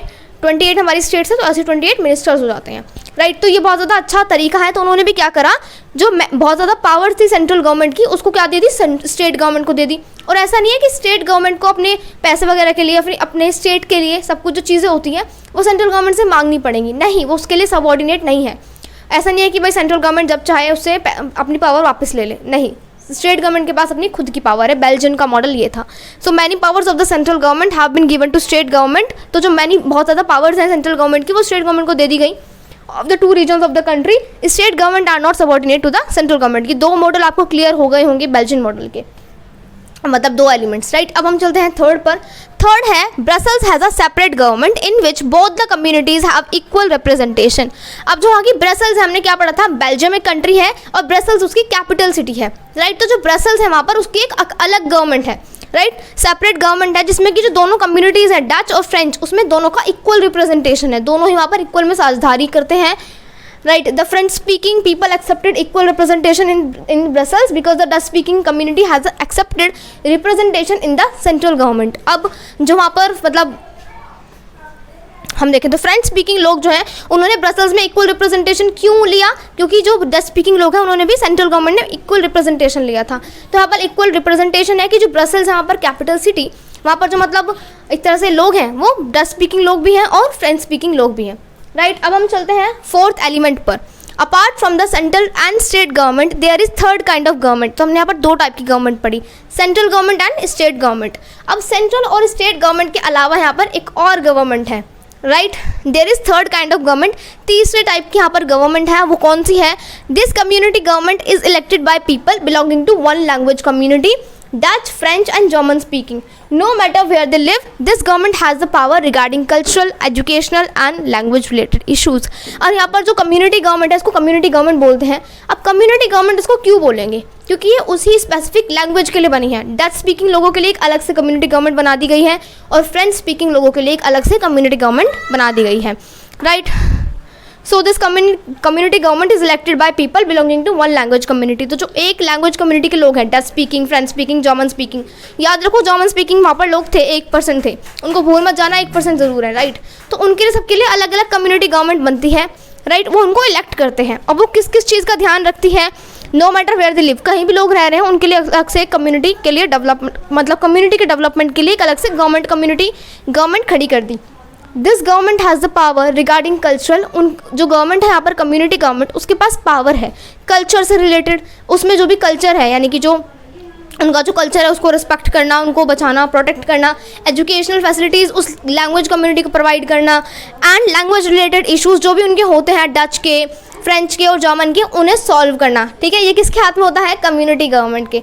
तो यहाँ पर हमने 4 के 4 जो बेल्जियन के मॉडल हैं वो पढ़ लिए हैं, राइट। अब आपको लगेगा जो बेल्जियन के मॉडल यार तो बड़े कॉम्प्लिकेटेड है, क्योंकि हमने देखा सिन्हाला में क्या था, सिन्हाला बस जो कम्युनिटी थी वो क्या मतलब श्रीलंका में क्या था कि जो सिन्हाला कम्युनिटी थी वो मेजॉरिटी में थी, तो बस मेजॉरिटी को उठा दिया, इलेक्ट करा दिया, वो रूल कर रही है माइनॉरिटी के ऊपर, कुछ भी करे उनको मारे पीटे, कुछ भी करे देश से भगा दे, राइट। तो यहाँ पर श्रीलंका में वो था, लेकिन बेल्जियम ने एक अच्छा मॉडल अडॉप्ट किया जिसकी वजह से आज वो इतनी डाइवर्सिटी होने के कारण भी, इतनी ज़्यादा डाइवर्सिफाई, इतनी ज़्यादा मतलब लैंग्वेजेस कम्युनिटीज़ होने के कारण भी आज सिंपली खुशी से रहते हैं, राइट। तो कौन कौन सी मॉडल्स हैं यहाँ पर हमने डिस्कस करें? 4 models, 4 elements of the Belgian model, right? So Belgium model is indeed complicated but these arrangement have worked well so far, right? तो हाँ हमें लगेगा देखो ये जो है indeed complicated है, बहुत ज़्यादा complicated है, 2-3 टाइप की गवर्नमेंट्स जो ख्याल रखती हैं, राइट। बहुत इक्वल मिनिस्टर्स हैं, बहुत मतलब इंडीड कॉम्प्लिकेटेड है हमारे लिए भी और बेल्जियम वाले लोगों के लिए भी, लेकिन ये अरेंजमेंट बहुत अच्छी तरह काम करे हैं, worked well so far,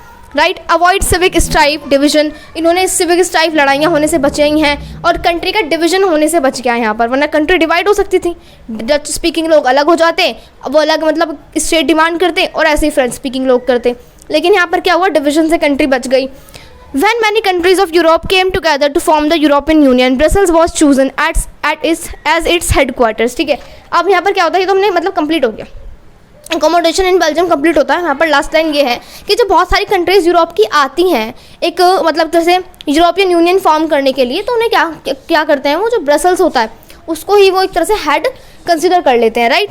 to form the European Union Brussels was chosen as its headquarters, तो वो क्या करते हैं, ब्रसल्स को चूज़ कर लेते हैं अपना हेडक्वार्टर, क्योंकि उन्होंने देखा कि यहाँ पर कितना अच्छा एक तरह से मेथड वहाँ पर लोग फॉर्म कर रहे हैं, राइट। यहाँ पर हमारा ये वाला टॉपिक कंप्लीट हो जाता है। हमने पढ़ लिया बेल्जियम एंड श्रीलंका के बारे में, फिर हमने देखा मेजॉरिटेरियनिज्म इन श्रीलंका, फिर हमने देखा अकोमोडेशन इन बेल्जियम, और ऐसे ही मेथड्स हर कंट्री को अडॉप्ट करने चाहिए। अब हम चलते हैं हमारे नेक्स्ट टॉपिक पर। तो अब यहाँ पर हम दूसरा टॉपिक पढ़ेंगे, that is conclusion and why power sharing is desirable, कि जो पावर शेयरिंग है, जो हमने बेल्जियम में मॉडल देखा, वो क्या करें, पावर को शेयर ही तो कर रहे हैं, तो पावर शेयरिंग के क्या क्या फ़ायदे हैं, क्यों पावर शेयरिंग डिज़ायरेबल है, वही करनी चाहिए हर कंट्री को, और क्या कंक्लूजन निकलता है इन दोनों कंट्रीज़ के एग्जाम्पल से, that is Belgium and Sri Lanka. तो पढ़ते हैं इसको। Both are democracies yet they dealt with the question of power sharing differently. अब देखो दोनों ही कंट्रीज, ऐसा नहीं है कि ये अलग अलग टाइप की गवर्नमेंट है, दोनों ही कंट्री श्रीलंका भी और बेल्जियम भी दोनों ही डेमोक्रेटिक कंट्री है, लेकिन ये पावर शेयरिंग के क्वेश्चन को अलग तरीके से डील करती हैं। श्रीलंका क्या करती है, वहाँ पर माइनॉरिटी की नीड्स को सुनती नहीं है, लेकिन बेल्जियम में वहाँ पर हर कम्युनिटी की, हर रिलीजन की नीड को सुना जाता है, right. So In Belgium, the leaders have realized that the unity of the country is possible only by respecting the feelings and interest of different communities and regions. तो Belgium में क्या है, जो लीडर्स हैं वहाँ के, उन्हें पता चल जाता है, उन्हें रियलाइज़ हो जाता है कि एक कंट्री की जो यूनिटी है वो इसी में, डाइवर्सिटी में ही लाई करती है, कि हर कंट्री के मतलब जो हमारी कंट्री है उसको हर जो उसका रिलीजन है, हर जो उसकी कम्युनिटी है, जो हर कल्चर है, उसको रिस्पेक्ट कर ही हम कहीं ना कहीं अपनी कंट्री की यूनिटी को मतलब बचा सकते हैं, राइट. तो leaders have realised that the unity of the country is possible only by respecting the feelings and interest, जिससे कि मतलब हम जो रिस्पेक्ट कर सकते हैं किसकी, फीलिंग्स को, इंटरेस्ट को, माइनॉरिटीज़ की भी, of different communities and regions की, जो डिफरेंट कम्युनिटीज़ हैं, रीजन्स हैं, उनकी मतलब जो नीड्स है, डिमांड, उनको सुनकर ही हम एक कंट्री को डेवलप करा सकते हैं, एक कंट्री को आगे बढ़ा सकते हैं. तो ये बात बेल्जियम की जो लीडर्स थे उनको बहुत पहले से समझ आ गई थी, लेकिन कहीं ना कहीं श्रीलंका के लीडर्स को समझ नहीं आई, राइट. सो श्रीलंका शोज अस अ कॉन्ट्रास्टिंग एग्जाम्पल, और यहाँ पर श्रीलंका में एक अलग ही टाइप का एग्जाम्पल दिखाता है. वो क्या दिखाता है? It shows us that if a majority community wants to force it dominance over others and refuses to share power, it can undermine the unity of the country. वो दिखाता है कि अगर एक मेजॉरिटी कम्युनिटी, जो मतलब मेजॉरिटी में है, जो ज़्यादा है, वो कम लोगों पर अपनी जमाते हैं, अपनी दबदबा बनाते हैं, तो मतलब इससे कंट्री की जो यूनिटी है वो एक तरह से खतरे में आ सकती है, राइट. तो if a majority community wants to force its dominance, कि अगर एक मेजॉरिटी कम्युनिटी अपना डोमिनेंस फोर्स करना चाहती है ओवर अदर्स, दूसरों पर या फिर माइनॉरिटी कम्युनिटी पर, and refuses to share power, और वो मना कर देती है शेयर करने से पावर को, right, it can undermine the unity of the country. इससे कंट्री की जो यूनिटी है वो अंडरमाइन हो सकती है, रुक सकती है, राइट. इससे कंट्री की यूनिटी को एक तरह से नीचे गिर सकती है और यूनिटी कंट्री की नहीं होगी. तो हमने ये देख लिया पावर शेयरिंग क्यों अच्छा है, इन दोनों कंट्री के एग्जांपल से क्या कंक्लूजन निकला. अब हम देखते हैं why power sharing is desirable, कि हमें सबको पावर शेयरिंग क्यों करनी चाहिए. इसके दो मेन रीजंस हैं, राइट. ये जो दो रीजंस हैं, प्रूडेंशियल एंड मोरल रीजन. सबसे पहले मैं बता देती हूँ, प्रूडेंशियल रीजंस वो होते हैं जिन रीजंस को हम मतलब बहुत समझदारी से लेकर चलते हैं, पूरी कैलकुलेशन करते हैं. यहाँ पर आपकी एनसीईआरटी में जो है डेफिनेशन भी दी गई है, wait a minute. Prudential based on prudence, ये प्रूडेंस पर बेस्ड होते हैं, और on careful calculation of gains and losses. यहाँ पर मतलब पूरी केयरफुल कैलकुलेशन होती है गेंस की और लॉसेस की. उन्हें पता होता है कि भाई यहाँ पर एक तरह से अगर हम वो सब कुछ देख कर चलते हैं, जैसे मैथ्स वगैरह में गेन लॉस सब कुछ देख कर चलते हैं, तो वहाँ पर ऐसे ही देख कर चला जाता है, पूरा प्रूडेंशियल होता है, सब कुछ मतलब देख कर चला जाता है. Prudential decisions are usually contrasted with decisions based purely on moral considerations, right. और ये जो प्रूडेंशियल रीजंस हैं पूरे मतलब कैलकुलेशंस पर पूरे ध्यान से समझ कर लिए जाते हैं, राइट. तो प्रूडेंशियल रीज़न है, मतलब दो रीज़न है जिसकी वजह से पावर शेयरिंग डिज़ायरेबल है. सब कंट्रीज़ को पावर शेयरिंग करनी चाहिए. पहला है प्रूडेंशियल और दूसरा है मॉरल. मॉरल हम मतलब नैतिक वैल्यूज जो हम पढ़ते आते हैं, हमारी मॉरल साइंस की बुक वगैरह होती है छोटी क्लासेस से ही, ठीक है. मॉरल चीज़ें क्या होती है कि भाई ये होनी चाहिए हर कॉन्स्टिट्यूशन में. जैसे हम कहते हैं कि एक चीज़ होती है प्रैक्टिकली, एक चीज़ होता है लिखना. तो कोई चीज़ कॉन्स्टिट्यूशन में लिखी है वो एक तरह से मॉरल हो गई, और प्रूडेंशियल हो गया उसको इम्प्लीमेंट कराना. मतलब एक तरह से समझ सकते हो इस एग्जाम्पल से, लेकिन एक्यूट नहीं है, ये एक्यूरेट नहीं है. तो एक तरह समझ सकते हो मॉरल हो गया कि ये चीज़ होनी ही चाहिए हमारे संस्कारों में, राइट. और प्रूडेंशियल हो गया उसको एकदम से कैलकुलेशन वगैरह देख के चलो पहले से ही, राइट. तो यहाँ पर दो मेन रीजन है, प्रूडेंशियल रीजन और मॉरल रीजन. प्रूडेंशियल रीजन ये वाला और मॉरल रीजन ये वाला. सबसे पहले हम पढ़ते हैं प्रूडेंशियल रीजन, जो हमें कैलकुलेशन की बेस पर लेना है, इस वजह से पावर शेयरिंग अच्छी है, राइट. तो firstly power sharing is good because it helps to reduce the possibility of conflict between social groups. तो यहाँ पर हमने मतलब जैसे कैलकुलेशन की पूरी, और हमें ये कंक्लूजन निकल कर आया कि पावर शेयरिंग इसलिए अच्छी है क्योंकि वहाँ पर लड़ाइयाँ नहीं होती सोशल ग्रुप के बीच में. सिन्हाला कम्युनिटी और तमिल कम्युनिटी में हमने देखा था श्रीलंका वाले एग्जाम्पल में कि वहाँ पर लड़ाइयाँ हो जाती हैं, हज़ारों लोग मर जाते हैं, तो वहाँ पर कॉन्फ्लिक्ट होता है. लेकिन अगर यहाँ पे बेल्जियम की बात करें तो उन्होंने कुछ ऐसे मतलब मेजर्स को अडॉप्ट किया, पावर शेयरिंग को अडॉप्ट किया, जिसकी वजह से कॉन्फ्लिक्ट्स के चांसेस बहुत ज़्यादा कम हो गए, right. So firstly power sharing is good. तो पहला रीज़न पावर शेयरिंग अच्छी है, पावर को शेयर कर देना अच्छा है. उसका रीज़न ये है क्योंकि इससे जो है रिड्यूस हो जाती है पॉसिबिलिटी कॉन्फ्लिक्ट की, लड़ाइयों की पॉसिबिलिटी कम हो जाती है बिटवीन सोशल ग्रुप, जो सोशल ग्रुप्स हैं उनके बीच में. Ensure the stability of political order. और जब लड़ाइयाँ नहीं होंगी तो पॉलिटिकल ऑर्डर तो मेंटेन रहेगा ना, मतलब लड़ाइयाँ नहीं होंगी तो पॉलिटिकल ऑर्डर जो होता है हमारी गवर्नमेंट वगैरह में उसमें भी कोई फ़र्क नहीं आने वाला, राइट. तो ensure the stability of political order. Prudential reason, तो ये एक प्रूडेंशियल रीजन है, ये पूरा कैलकुलेशन लेकर मतलब कैलकुलेशन कर हमने ये रीज़न निकाला है कि भाई हाँ पावर शेयरिंग इसलिए अच्छा है क्योंकि वहाँ पर मतलब कॉन्फ्लिक्ट्स वगैरह नहीं होते. हमने पूरी डिटेल डिस्कवरी करी है. हमने पहले श्रीलंका को देखा, फिर हमने बेल्जियम को देखा, हमने देखा कि श्रीलंका ने कौन सी गलती करी, फिर हमने देखा कि हमें वो मेजर अडॉप्ट नहीं करने चाहिए, ठीक है, पूरे हमने एनालिटिक्स करे, ठीक है, सब कुछ हमने कैलकुलेशन करी, उस बेस पर हमने रीज़न निकाला, तो हम इसको प्रूडेंशियल रीज़न बोल देते हैं।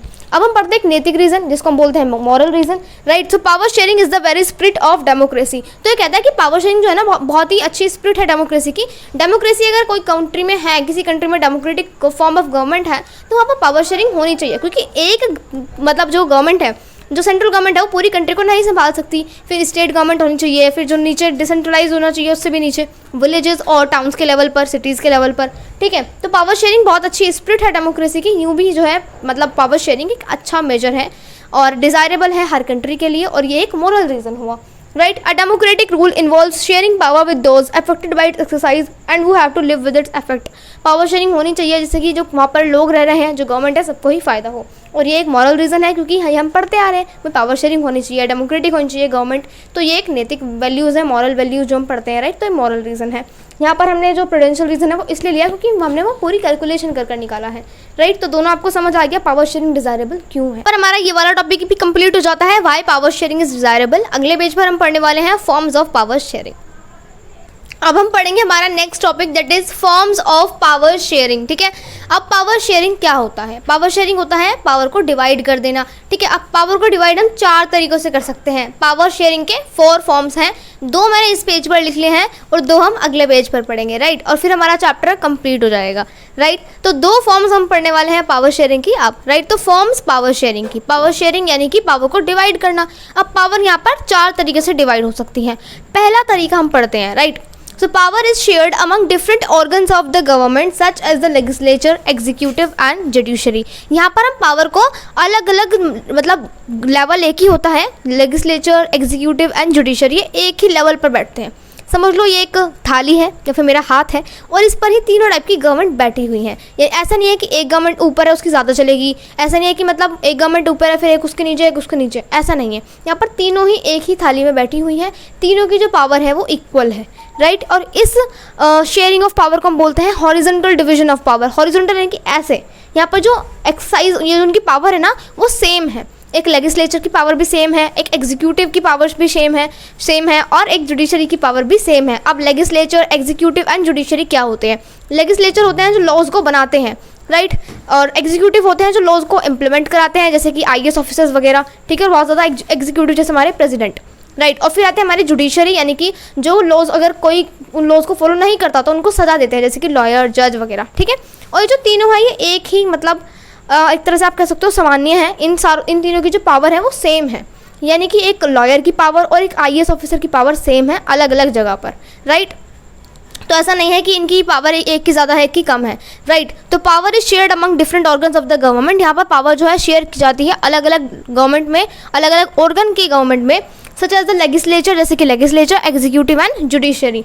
It is called as horizontal distribution of power. इसको हम हॉरिजॉन्टल डिस्ट्रीब्यूशन ऑफ पावर बोलते हैं because it allows different organs of government placed at the same level to exercise different powers. यहाँ पर अलग अलग टाइप की गवर्नमेंट को हम अलाउ करते हैं एक ही जगह पर बैठकर, एक ही मतलब उनके पास पावर होती है, इक्वल पावर होती है और वो अलग अलग काम कर सकती है, राइट। तो जैसे कि हमने देखा because it allows different organs of government, अलग अलग जो ऑर्गन है गवर्नमेंट का, लेजिस्लेचर, एग्जीक्यूटिव एंड जुडिशरी, वो क्या करते हैं placed at the same level. ये तीनों ही सेम लेवल पर प्लेस्ड हैं और अलग अलग काम करती हैं टू एक्सरसाइज डिफरेंट पावर। समझ आ गया horizontal power, horizontal division of power क्या होता है? लेजिस्लेचर, एग्जीक्यूटिव एंड जुडिशरी, इन सबको हम क्या करते हैं एक ही लेवल पर रखते हैं और ये अपना अलग अलग फंक्शन जो है परफॉर्म करती हैं। और यहाँ पर पावर शेयर हो रही है तीनों में, क्योंकि कोई किस चीज़ में एक्सपर्ट है, कोई किस चीज़ में एक्सपर्ट है, तो उसको उसी फील्ड में बिठा देते हैं, right. Here none of the organs can exercise unlimited powers. यहाँ पर कोई भी ऑर्गन, चाहे वो एग्जीक्यूटिव हो, चाहे वो जुडिशरी, चाहे वो मतलब लेजिस्लेचर हो, कोई भी जो यहाँ पर ऑर्गन है वो अनलिमिटेड पावर को एक तरह से एंजॉय नहीं कर सकता। सबके पास लिमिटेड पावर होती है और जिनकी लिमिटेड पावर है वो भी आपस में चेक करते रहते हैं एक दूसरे की, ठीक है। एक दूसरे की पावर पर चेक लगा रखते हैं, ठीक है। Each organ check the others. यहाँ पर जो एक ऑर्गन है वो एक दूसरे को मतलब जैसे चेक करता है। So each organ check the others. This result in a balance of power among various institution. और इससे जो पावर का बैलेंस बना रहता है, कैसे कि जो तीनों पावर्स हैं वो एक साथ बैठी हैं, अपना फंक्शनिंग कर रही है, एक दूसरे को सब चेक भी करते रहते हैं, तो यहाँ पर कुछ करप्शन होने की ज़रूरत नहीं होती है। मतलब नीड नहीं होती। This arrangement is called a system of checks and balance, और इस अरेंजमेंट को हम बोलते हैं चेक्स एंड बैलेंस का सिस्टम। यहाँ पर कोई भी हम ये नहीं कह सकते कि यहाँ पर कुछ गलती हो सकती है, यहाँ पर कुछ हेरा फेरी हो सकती है, कुछ करप्शन हो सकता है। हाँ, वर्टिकल डिवीजन ऑफ पावर में बिल्कुल हो सकता है, लेकिन हॉरिजॉन्टल पावर जब डिवाइड होती है तो उसमें कोई चांसेस नहीं होते। हॉरिजॉन्टल में क्या है, legislature, executive and judiciary. Legislature में जो लॉ कानून बनाते हैं, एग्जीक्यूटिव में जो सोसाइटी में उन्हें इंप्लीमेंट कराते हैं, उन्हें जाकर लोगों से फॉलो करवाते हैं, जैसे कि आईएएस ऑफिसर्स, प्रेसिडेंट वगैरह वगैरह सारी सर्विसेज आ जाती हैं उसमें, सिविल सर्विसेज, राइट। फिर हमारा जो जुडिशरी है उसमें आ जाते हैं जो कि अगर जो हमने लॉ इंप्लीमेंट कराए हैं, जो कानून बनाया है, जो उस कानून को तोड़ता है उसको जज वगैरह, लॉयर वगैरह सजा देते हैं उसके खिलाफ। ये तीनों ही गवर्नमेंट जो है, ऑर्गन जो है गवर्नमेंट के, ये एक तरह से सेम लेवल पर प्लेस्ड होते हैं, लेकिन इनका फंक्शन अलग अलग होता है। सबको इक्वल पावर दी जाती है। अगर कोई कुछ गलत कर रहा है तो यहाँ पर चेक्स और बैलेंस का सिस्टम है, तो चेक वगैरह हो रहा होता है। कोई करप्शन या फिर कोई यहाँ पर डिस्क्रिमिनेशन की चीज़ नहीं आ जाती। तो पहला फॉर्म हमने पावर शेयरिंग का यहाँ पर डिस्कस कर लिया। इसमें क्या होता है कि हम पावर शेयरिंग को इस तरह से डिवाइड करते हैं, लेजिस्लेचर, एग्जीक्यूटिव एंड जुडिशरी में, और इसको हम हॉरिजॉन्टल पावर ऑफ डिवीजन कहते हैं। अगर आपको एग्जाम में आ जाए एज अ MCQ कि हॉरिजॉन्टल जब हम डिवाइड करते हैं पावर को तो वो कौन सी मतलब होती है, तो वो होती है मतलब जिसमें हम कौन सी डिवीजन होती है, लेजिस्लेचर, एग्जीक्यूटिव एंड जुडिशरी वाली। अब हम चलते हैं second form of power sharing पर, जिसको हम वर्टिकल डिवीजन ऑफ पावर ही बोलते हैं। देखो दोनों का मतलब समझते हैं। जैसे फॉर एग्जाम्पल मेरे पास यहाँ पर एक स्टिक है, ठीक है, तो ये तो होता है हमारा वर्टिकल और ये होता है हमारा हॉरिजॉन्टल, ठीक है। तो वर्टिकल में क्या है कि ऐसे है, यानी कि जो गवर्नमेंट है वो अलग अलग लेवल्स पर है। यहाँ पर एक गवर्नमेंट है, यहाँ पर एक गवर्नमेंट है, यहाँ पर एक गवर्नमेंट है। तो यहाँ पर जो गवर्नमेंट है उसकी पावर ऑब्वियसली ज़्यादा होगी क्योंकि वो ऊपर बैठी है सबसे। फिर जो बीच में गवर्नमेंट होगी उससे उसकी कम होगी, और सबसे नीचे जो गवर्नमेंट होगी उसकी पावर सबसे ज़्यादा कम होगी, राइट। तो यहाँ पर वर्टिकल डिवीजन जो होती है, जो हम पढ़ने जा रहे हैं, उसमें कहीं ना कहीं चांसेस होते हैं कि जो गवर्नमेंट की पावर है वो कहीं ना कहीं कम ज़्यादा होती रहती है, डिपेंडिंग कि वो कहाँ पर बैठे हैं। ऊपर बैठे हैं तो उनकी पावर ज़्यादा होगी, नीचे बैठे हैं थोड़ी तो उनकी पावर कम होगी, सबसे नीचे बैठे सबसे ज़्यादा उनकी कम पावर होगी। लेकिन अगर आप वर्टिकल में बात करो ना, तो देखो आपको दिख रहा है ना, तीनों गवर्नमेंट जो है यहाँ पर, तीनों जो ऑर्गन्स है गवर्नमेंट के एक साथ बैठे हैं। यहाँ लेजिस्लेचर है, यहाँ एग्जीक्यूटिव है, यहाँ जुडिशरी है, सबकी पावर सेम है, किसी के साथ डिस्क्रिमिनेशन नहीं हो रहा है, और सब जो है मतलब से लिमिटेड पावर शेयर कर रहे हैं। तो इसके एग्जाम्पल से हमने समझ लिया वर्टिकल डिवीजन ऑफ पावर और horizontal division of power, right. अब हम वर्टिकल डिवीजन ऑफ पावर को और डिटेल में पढ़ते हैं। Power can be shared among government at different levels. जो पावर है इस गवर्नमेंट के बीच में शेयर कर जा सकती है डिफरेंट लेवल पर, सबसे ऊपर, सबसे नीचे और उसके बीच में, right. A government for the entire country and government at the provincial और रीजनल लेवल। अब एक तो गवर्नमेंट होती है जो पूरे कंट्री की गवर्नमेंट है, यानी कि समझ लो हमारा इंडिया है, सबसे ऊपर जो उसकी गवर्नमेंट बैठी है, सबसे ऊपर वो गवर्नमेंट हो गई। दोबारा एग्जांपल लेते हैं, ठीक है। तो सबसे ऊपर हमारी वो वाली एग्जांपल जाएगी जिसको हम बोलते हैं सेंट्रल गवर्नमेंट, फेडरल गवर्नमेंट, या फिर सेंट्रल यूनियन गवर्नमेंट, या फिर फेडरल गवर्नमेंट। यहाँ पे जो गवर्नमेंट है, जो हमारे प्राइम मिनिस्टर होते हैं, ठीक है, तो हम उनको वो बोल देते हैं। सबसे ऊपर ये वाली गवर्नमेंट यहाँ पर बैठी है, राइट। तो एक तो गवर्नमेंट जो पूरी कंट्री के लिए है यहाँ पर, ठीक है। फिर उसके नीचे आती है प्रोविंशियल या फिर रीजनल लेवल की गवर्नमेंट, जो कि स्टेट लेवल की गवर्नमेंट होती है। अब जो कोई प्राइम मिनिस्टर है, जो सेंट्रल गवर्नमेंट है, वो हर किसी स्टेट के डिस्प्यूट्स को नहीं संभाल सकते, तो इसीलिए स्टेट गवर्नमेंट को बनाया जाता है कि वो अपने रिस्पेक्टिव एरिया का जो उन्हें जुरिस्डिक्शन दिया गया है, रिस्पेक्टिव जो उनका एरिया है, उसमें अपनी पावर को शेयर कर पाएँ या फिर पावर को संभाल पाएँ, अपनी चीज़ों को एक तरह से वहाँ पर कॉन्फ्लिक्ट्स ना अराइज हो, उस स्टेट को एडमिनिस्टर करें, ठीक है। सो यहाँ पर क्या है, government for the entire country is called as federal government. जो पूरे कंट्री की गवर्नमेंट होती है उसको क्या बोलते हैं हम, फेडरल गवर्नमेंट। उसके नीचे जो गवर्नमेंट होती है उसको क्या बोलते हैं हम, स्टेट गवर्नमेंट, ठीक है। फेडरल गवर्नमेंट ही अलग अलग कंट्रीज में बोला जाता है, लेकिन हमारे इंडिया में इसको सेंट्रल और यूनियन गवर्नमेंट के नाम से रेफर कर देते हैं। So in India we refer it to central and union government. तो इंडिया में इसको सेंट्रल और यूनियन गवर्नमेंट बोल देते हैं। जो कंट्री की जो मतलब पूरी कंट्री की गवर्नमेंट होती है उसको क्या बोलते हैं, सेंट्रल गवर्नमेंट बोलते हैं या फिर यूनियन गवर्नमेंट बोलते हैं। सिंपली हम इसको सेंट्रल गवर्नमेंट अभी बोल देते हैं, right. The government at provincial और regional level are state government. और जो गवर्नमेंट रीजनल और स्टेट लेवल पर है उसको हम स्टेट गवर्नमेंट बोल देते हैं, सिंपल। जैसे कि हमारे CM हो गए, चीफ मिनिस्टर, जैसे कि अभी उत्तर प्रदेश के हाल ही में कौन है, योगी आदित्यनाथ जी। और पूरे इंडिया के प्राइम मिनिस्टर जो सेंट्रल गवर्नमेंट है, यूनियन गवर्नमेंट है, फिर फेडरल गवर्नमेंट है, वो क्या है, हमारे प्राइम मिनिस्टर नरेंद्र मोदी जी, ठीक है। So this system is federal division of power. तो ये जो सिस्टम है जिसमें कि जो पावर है वो ऐसे डिवाइड की जाती है, ऊपर से नीचे। सबसे ऊपर मतलब हमारे पूरी कंट्री के लीडर, पूरे कंट्री के मिनिस्टर, उससे नीचे पूरे स्टेट के मिनिस्टर, उससे नीचे गांव या फिर विलेजेस या फिर टाउन, म्यूनिसिपैलिटी, विलेज पंचायत वगैरह के मिनिस्टर, ठीक है। तो इस सिस्टम को हम बोलते हैं फेडरल डिवीजन ऑफ पावर, ठीक है। The same principle can be extended to levels of government lower than the state government such as municipality and panchayat. और यही सेम तरीका, सेम प्रिंसिपल हम मतलब और नीचे आके भी लगा सकते हैं। जैसे कि स्टेट है, अब उस स्टेट में ही पता नहीं कितने सारे डिस्ट्रिक्ट हैं, उस सब जो है स्टेट मिनिस्टर के पास तो नहीं जाएंगे, सीएम चीफ मिनिस्टर के पास नहीं जाएंगे, ठीक है। तो उसके लिए हमें क्या करना पड़ेगा, स्टेट गवर्नमेंट से नीचे भी एक और गवर्नमेंट बिठानी पड़ेगी, विलेज लेवल पर, टाउन्स लेवल पर, सिटीज़ के लेवल पर, जो उनके डिस्प्यूट्स को संभाल पाए, उनकी जो मतलब वहाँ पर लड़ाइयाँ वगैरह होती हैं उनको संभाल पाए। तो extended to levels of government lower than the state government, state government के नीचे भी गवर्नमेंट बिठानी पड़ेगी, जैसे कि म्यूनिसिपैलिटी जो कि शहरों में होती है और पंचायत जो कि गाँवों में होती है। तो क्या ठीक है, तो हम उस गवर्नमेंट को बिठा सकते हैं जो कि उस रिस्पेक्टिव गाँव या फिर उस रिस्पेक्टिव शहर की चीज़ों को देखें, ठीक है। तो हम इसको क्या बोल देते हैं, वर्टिकल डिवीजन ऑफ पावर। यहाँ पर हमारे दोनों जो फॉर्म्स ऑफ पावर शेयरिंग के वो डिस्कस हो गए। अगले पेज पर हम पढ़ते हैं दो और फॉर्म्स ऑफ पावर शेयरिंग। पहला फॉर्म हमने पढ़ा हॉरिजॉन्टल डिवीजन ऑफ पावर, समझ आ गया होगा आई होप। दूसरा हमने पढ़ा वर्टिकल डिवीजन ऑफ पावर। तो जो हमने देखा वर्टिकल डिवीजन ऑफ पावर, ये हमारे कुछ ही कंट्रीज़ में फॉलो होती है, कुछ ही कंट्रीज़ इसको फॉलो करती हैं और कुछ कंट्रीज़ को फॉलो नहीं करती, यानी कि सिर्फ वो फेडरल गवर्नमेंट रखती है, यानी कि पूरी कंट्री के लिए सिर्फ गवर्नमेंट रखती हैं। तो एक कंट्री है हमारी बेल्जियम, जिसमें ये जो है फॉलो किया जाता है, यानी कि रिस्पेक्टिव स्टेट के लिए, फिर डिस्ट्रिक्ट के लिए, फिर मतलब गांव वगैरह के लिए, सिटीज़ के लिए मतलब गवर्नमेंट को रखा जाता है। तो बेल्जियम में ऐसा सिस्टम है जो हमने पढ़ा, वर्टिकल डिवीजन ऑफ पावर। लेकिन यही श्रीलंका में नहीं है। श्रीलंका में हमने देखा था इसी वजह से डिस्प्यूट हुआ था, राइट। तो वहाँ पर एक गवर्नमेंट थी और वही मतलब सब कुछ न्याय वगैरह ले रही थी, वो भी सिर्फ मेजॉरिटी कम्युनिटी के लिए, राइट। तो यहाँ पर हमारे 2 forms of power sharing complete हो जाते हैं। अगले पेज पर हम पढ़ते हैं 2 और फॉर्म्स ऑफ पावर शेयरिंग। पहला हमने पढ़ा हॉरिजॉन्टल पावर शेयरिंग, हॉरिजॉन्टल तरीका पावर शेयर करने का, और दूसरा हमने पढ़ा वर्टिकल पावर मतलब वर्टिकल तरीका पावर शेयर करने का, राइट। अब हम चलते हैं नेक्स्ट पेज पर 2 और तरीके पावर शेयरिंग पढ़ने के लिए। अब हम चलते हैं नेक्स्ट पेज पर 2 और तरीके पढ़ने के लिए पावर शेयरिंग के, कि पावर शेयर कैसे कर सकते हैं हम 2 तरीके से, राइट। तो चलते हैं नेक्स्ट पेज पर।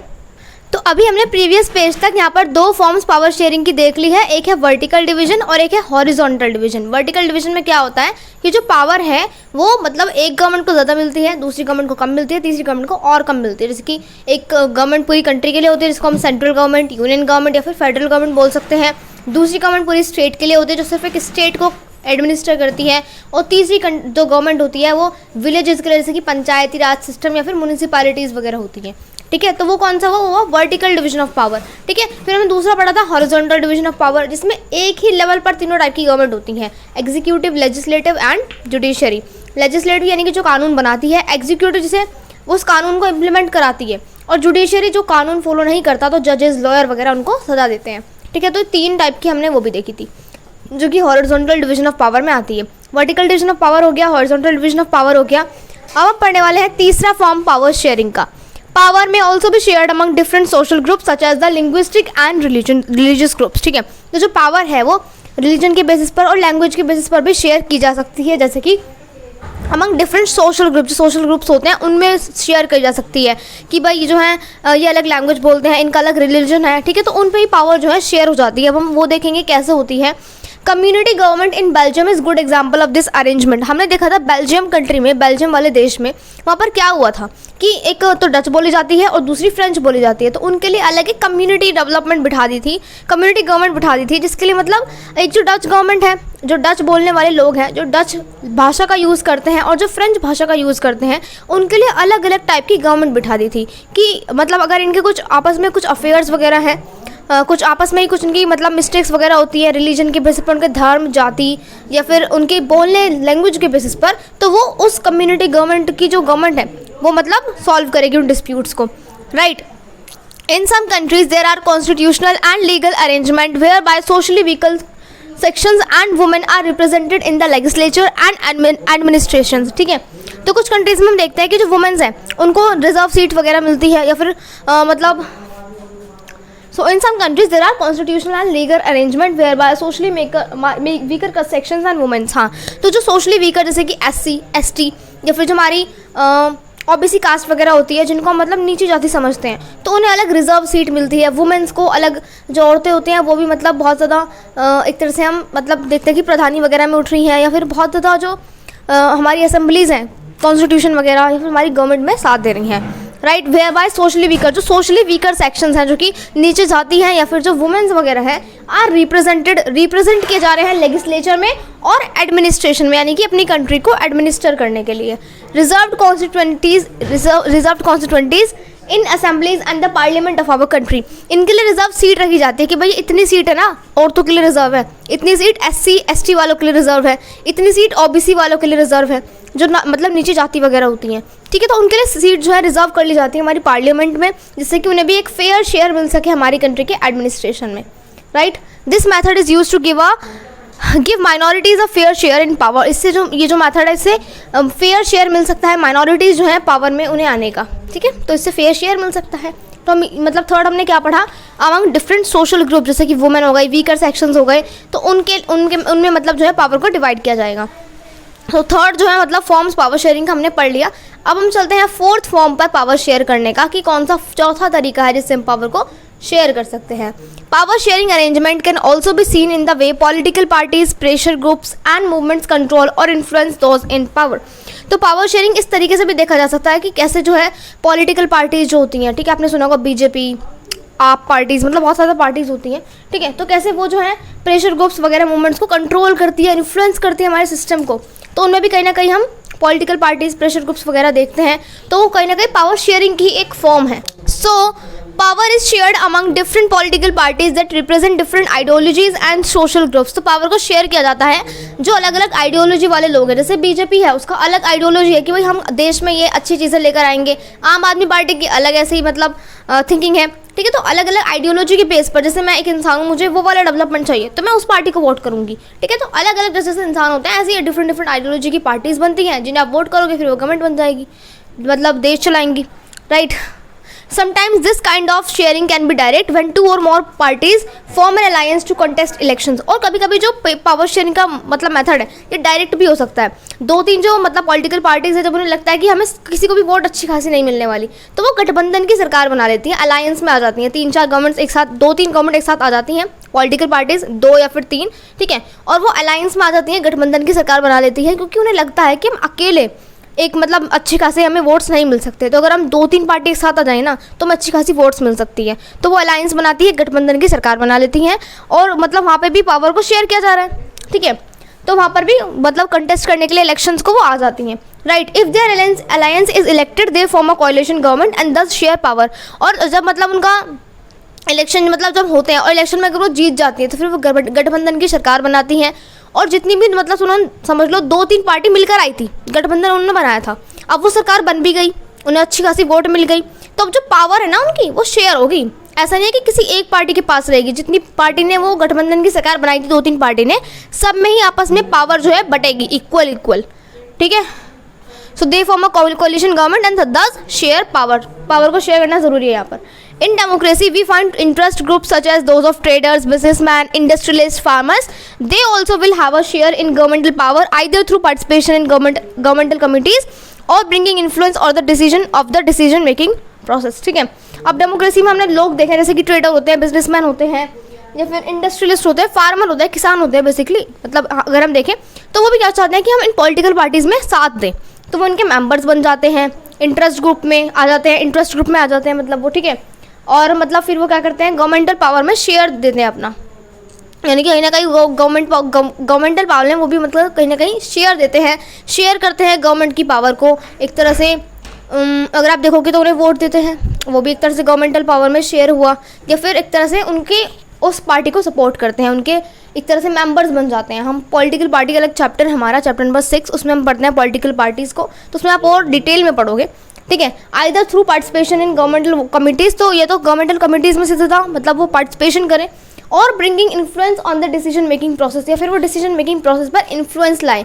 कैसे लाएंगे, अपना वोट देकर, ठीक है। अब एक इंसान की वोट बहुत ज़्यादा मायने रखती है, अपनी वोट देकर एक तरह से डिसीजन मेकिंग प्रोसेस में लाएंगे। या फिर अगर आप देखोगे तो जो मतलब अगर हम देखते हैं कि इलेक्शन में जो हार जाती है ना पार्टी, वो फिर एक तरह से अपोजिशन का काम करती है, यानी कि जो पार्टी जीती है और जो पार्टी हारी है, समझ लो एक पार्टी जीती है, समझ लो BJP जीती है, और आम पार्टी जो है, मतलब एक तरह से हम एग्जांपल ले रहे हैं यहाँ पे, मुझे किसी से कोई वो नहीं आपसी, ठीक है। यहाँ पर क्या है, समझ लो एक पार्टी जीत गई है, एक पार्टी हार गई है, तो जो हारी हुई पार्टी है ना वो अपोजिशन का काम करेगी जीते हुई पार्टी का, वो उसकी हर कमियाँ निकालेगी जो जीती पार्टी है उसकी, ठीक है। क्यों निकालेगी? ताकि डिसीजन मेकिंग पावर हो रही है, ठीक है, वो लोगों का साथ देगी, ठीक है, और सबको बताएगी कि ये जो पार्टी है ठीक नहीं कर रही, फिर वो पार्टी अपने आप को शेप करेगी और अच्छा बनाएगी। तो कहीं ना कहीं इससे डिसीजन मेकिंग पावर कहीं ना कहीं अच्छी हो जाती है, ठीक है। तो यहाँ पर हमारा topic forms of power sharing complete हो जाता है। इसमें हमने 4 तरीके देखे। हॉरिजॉन्टल पावर, हॉरिजॉन्टल मतलब शेयर करना, वर्टिकल पावर शेयर करना, फिर हमने देखा कि डिफरेंट सोशल ग्रुप्स में पावर को शेयर करना, और फिर हमने यहाँ पर देखा कि पावर को शेयर करना किसमें, पॉलिटिकल पार्टीज़ वगैरह में, ठीक है। सो कॉन्ग्रेचुलेशंस, यहाँ पर हमारा chapter number 1 class 10th political science का पावर शेयरिंग कंप्लीट हो जाता है। इसके हमने सारे टॉपिक्स देखे। सबसे पहले हमने देखा कि बेल्जियम और श्रीलंका कैसी कंट्री है, वहाँ पर कैसे कैसे लोग रहते हैं, फिर किस मुद्दों पर वहाँ पर लड़ाई हो सकती है। बेल्जियम ने अच्छी से अडॉप्ट की अकोमोडेशन, और श्रीलंका ने वहाँ पर मेजॉरिटेरियनिज्म एक्सेप्ट कर लिया, ठीक है। अब यहाँ पर कौन सी कंट्री ने अच्छा किया, बेल्जियम ने अच्छा किया। फिर हमने बेल्जियम का मॉडल पढ़ा, ठीक है, बेल्जियम ने कौन कौन सी एक तरह से चीज़ें लाई थी अपनी कंट्री के अंदर। फिर हमने देखा फॉर्म्स ऑफ पावर शेयरिंग की, पावर को हम कैसे कैसे शेयर कर सकते हैं, 4 फॉर्म्स में शेयर कर सकते हैं जो मैंने अभी आपको पढ़ाई। आई होप आपको पूरा चैप्टर कंप्लीट समझ आ गया होगा, ठीक है। ये जो वीडियो है कम से कम 2.5 या फिर 2 घंटे की बन चुकी होगी, लेकिन इस वीडियो में मैंने ज़्यादा से ज़्यादा वैल्यू ऐड करने की कोशिश की है। अगर आपको वीडियो अच्छी लगे तो लाइक शेयर सब्सक्राइब जरूर कर देना, राइट। यहाँ पर हमारा चैप्टर पावर शेयरिंग कंप्लीट हो जाता है। अगले वीडियो हम पढ़ने वाले हैं फेडरलिज्म, चैप्टर नंबर 2 हमारी क्लास 10 पॉलिटिकल साइंस का, right. So thank you, that's all for today.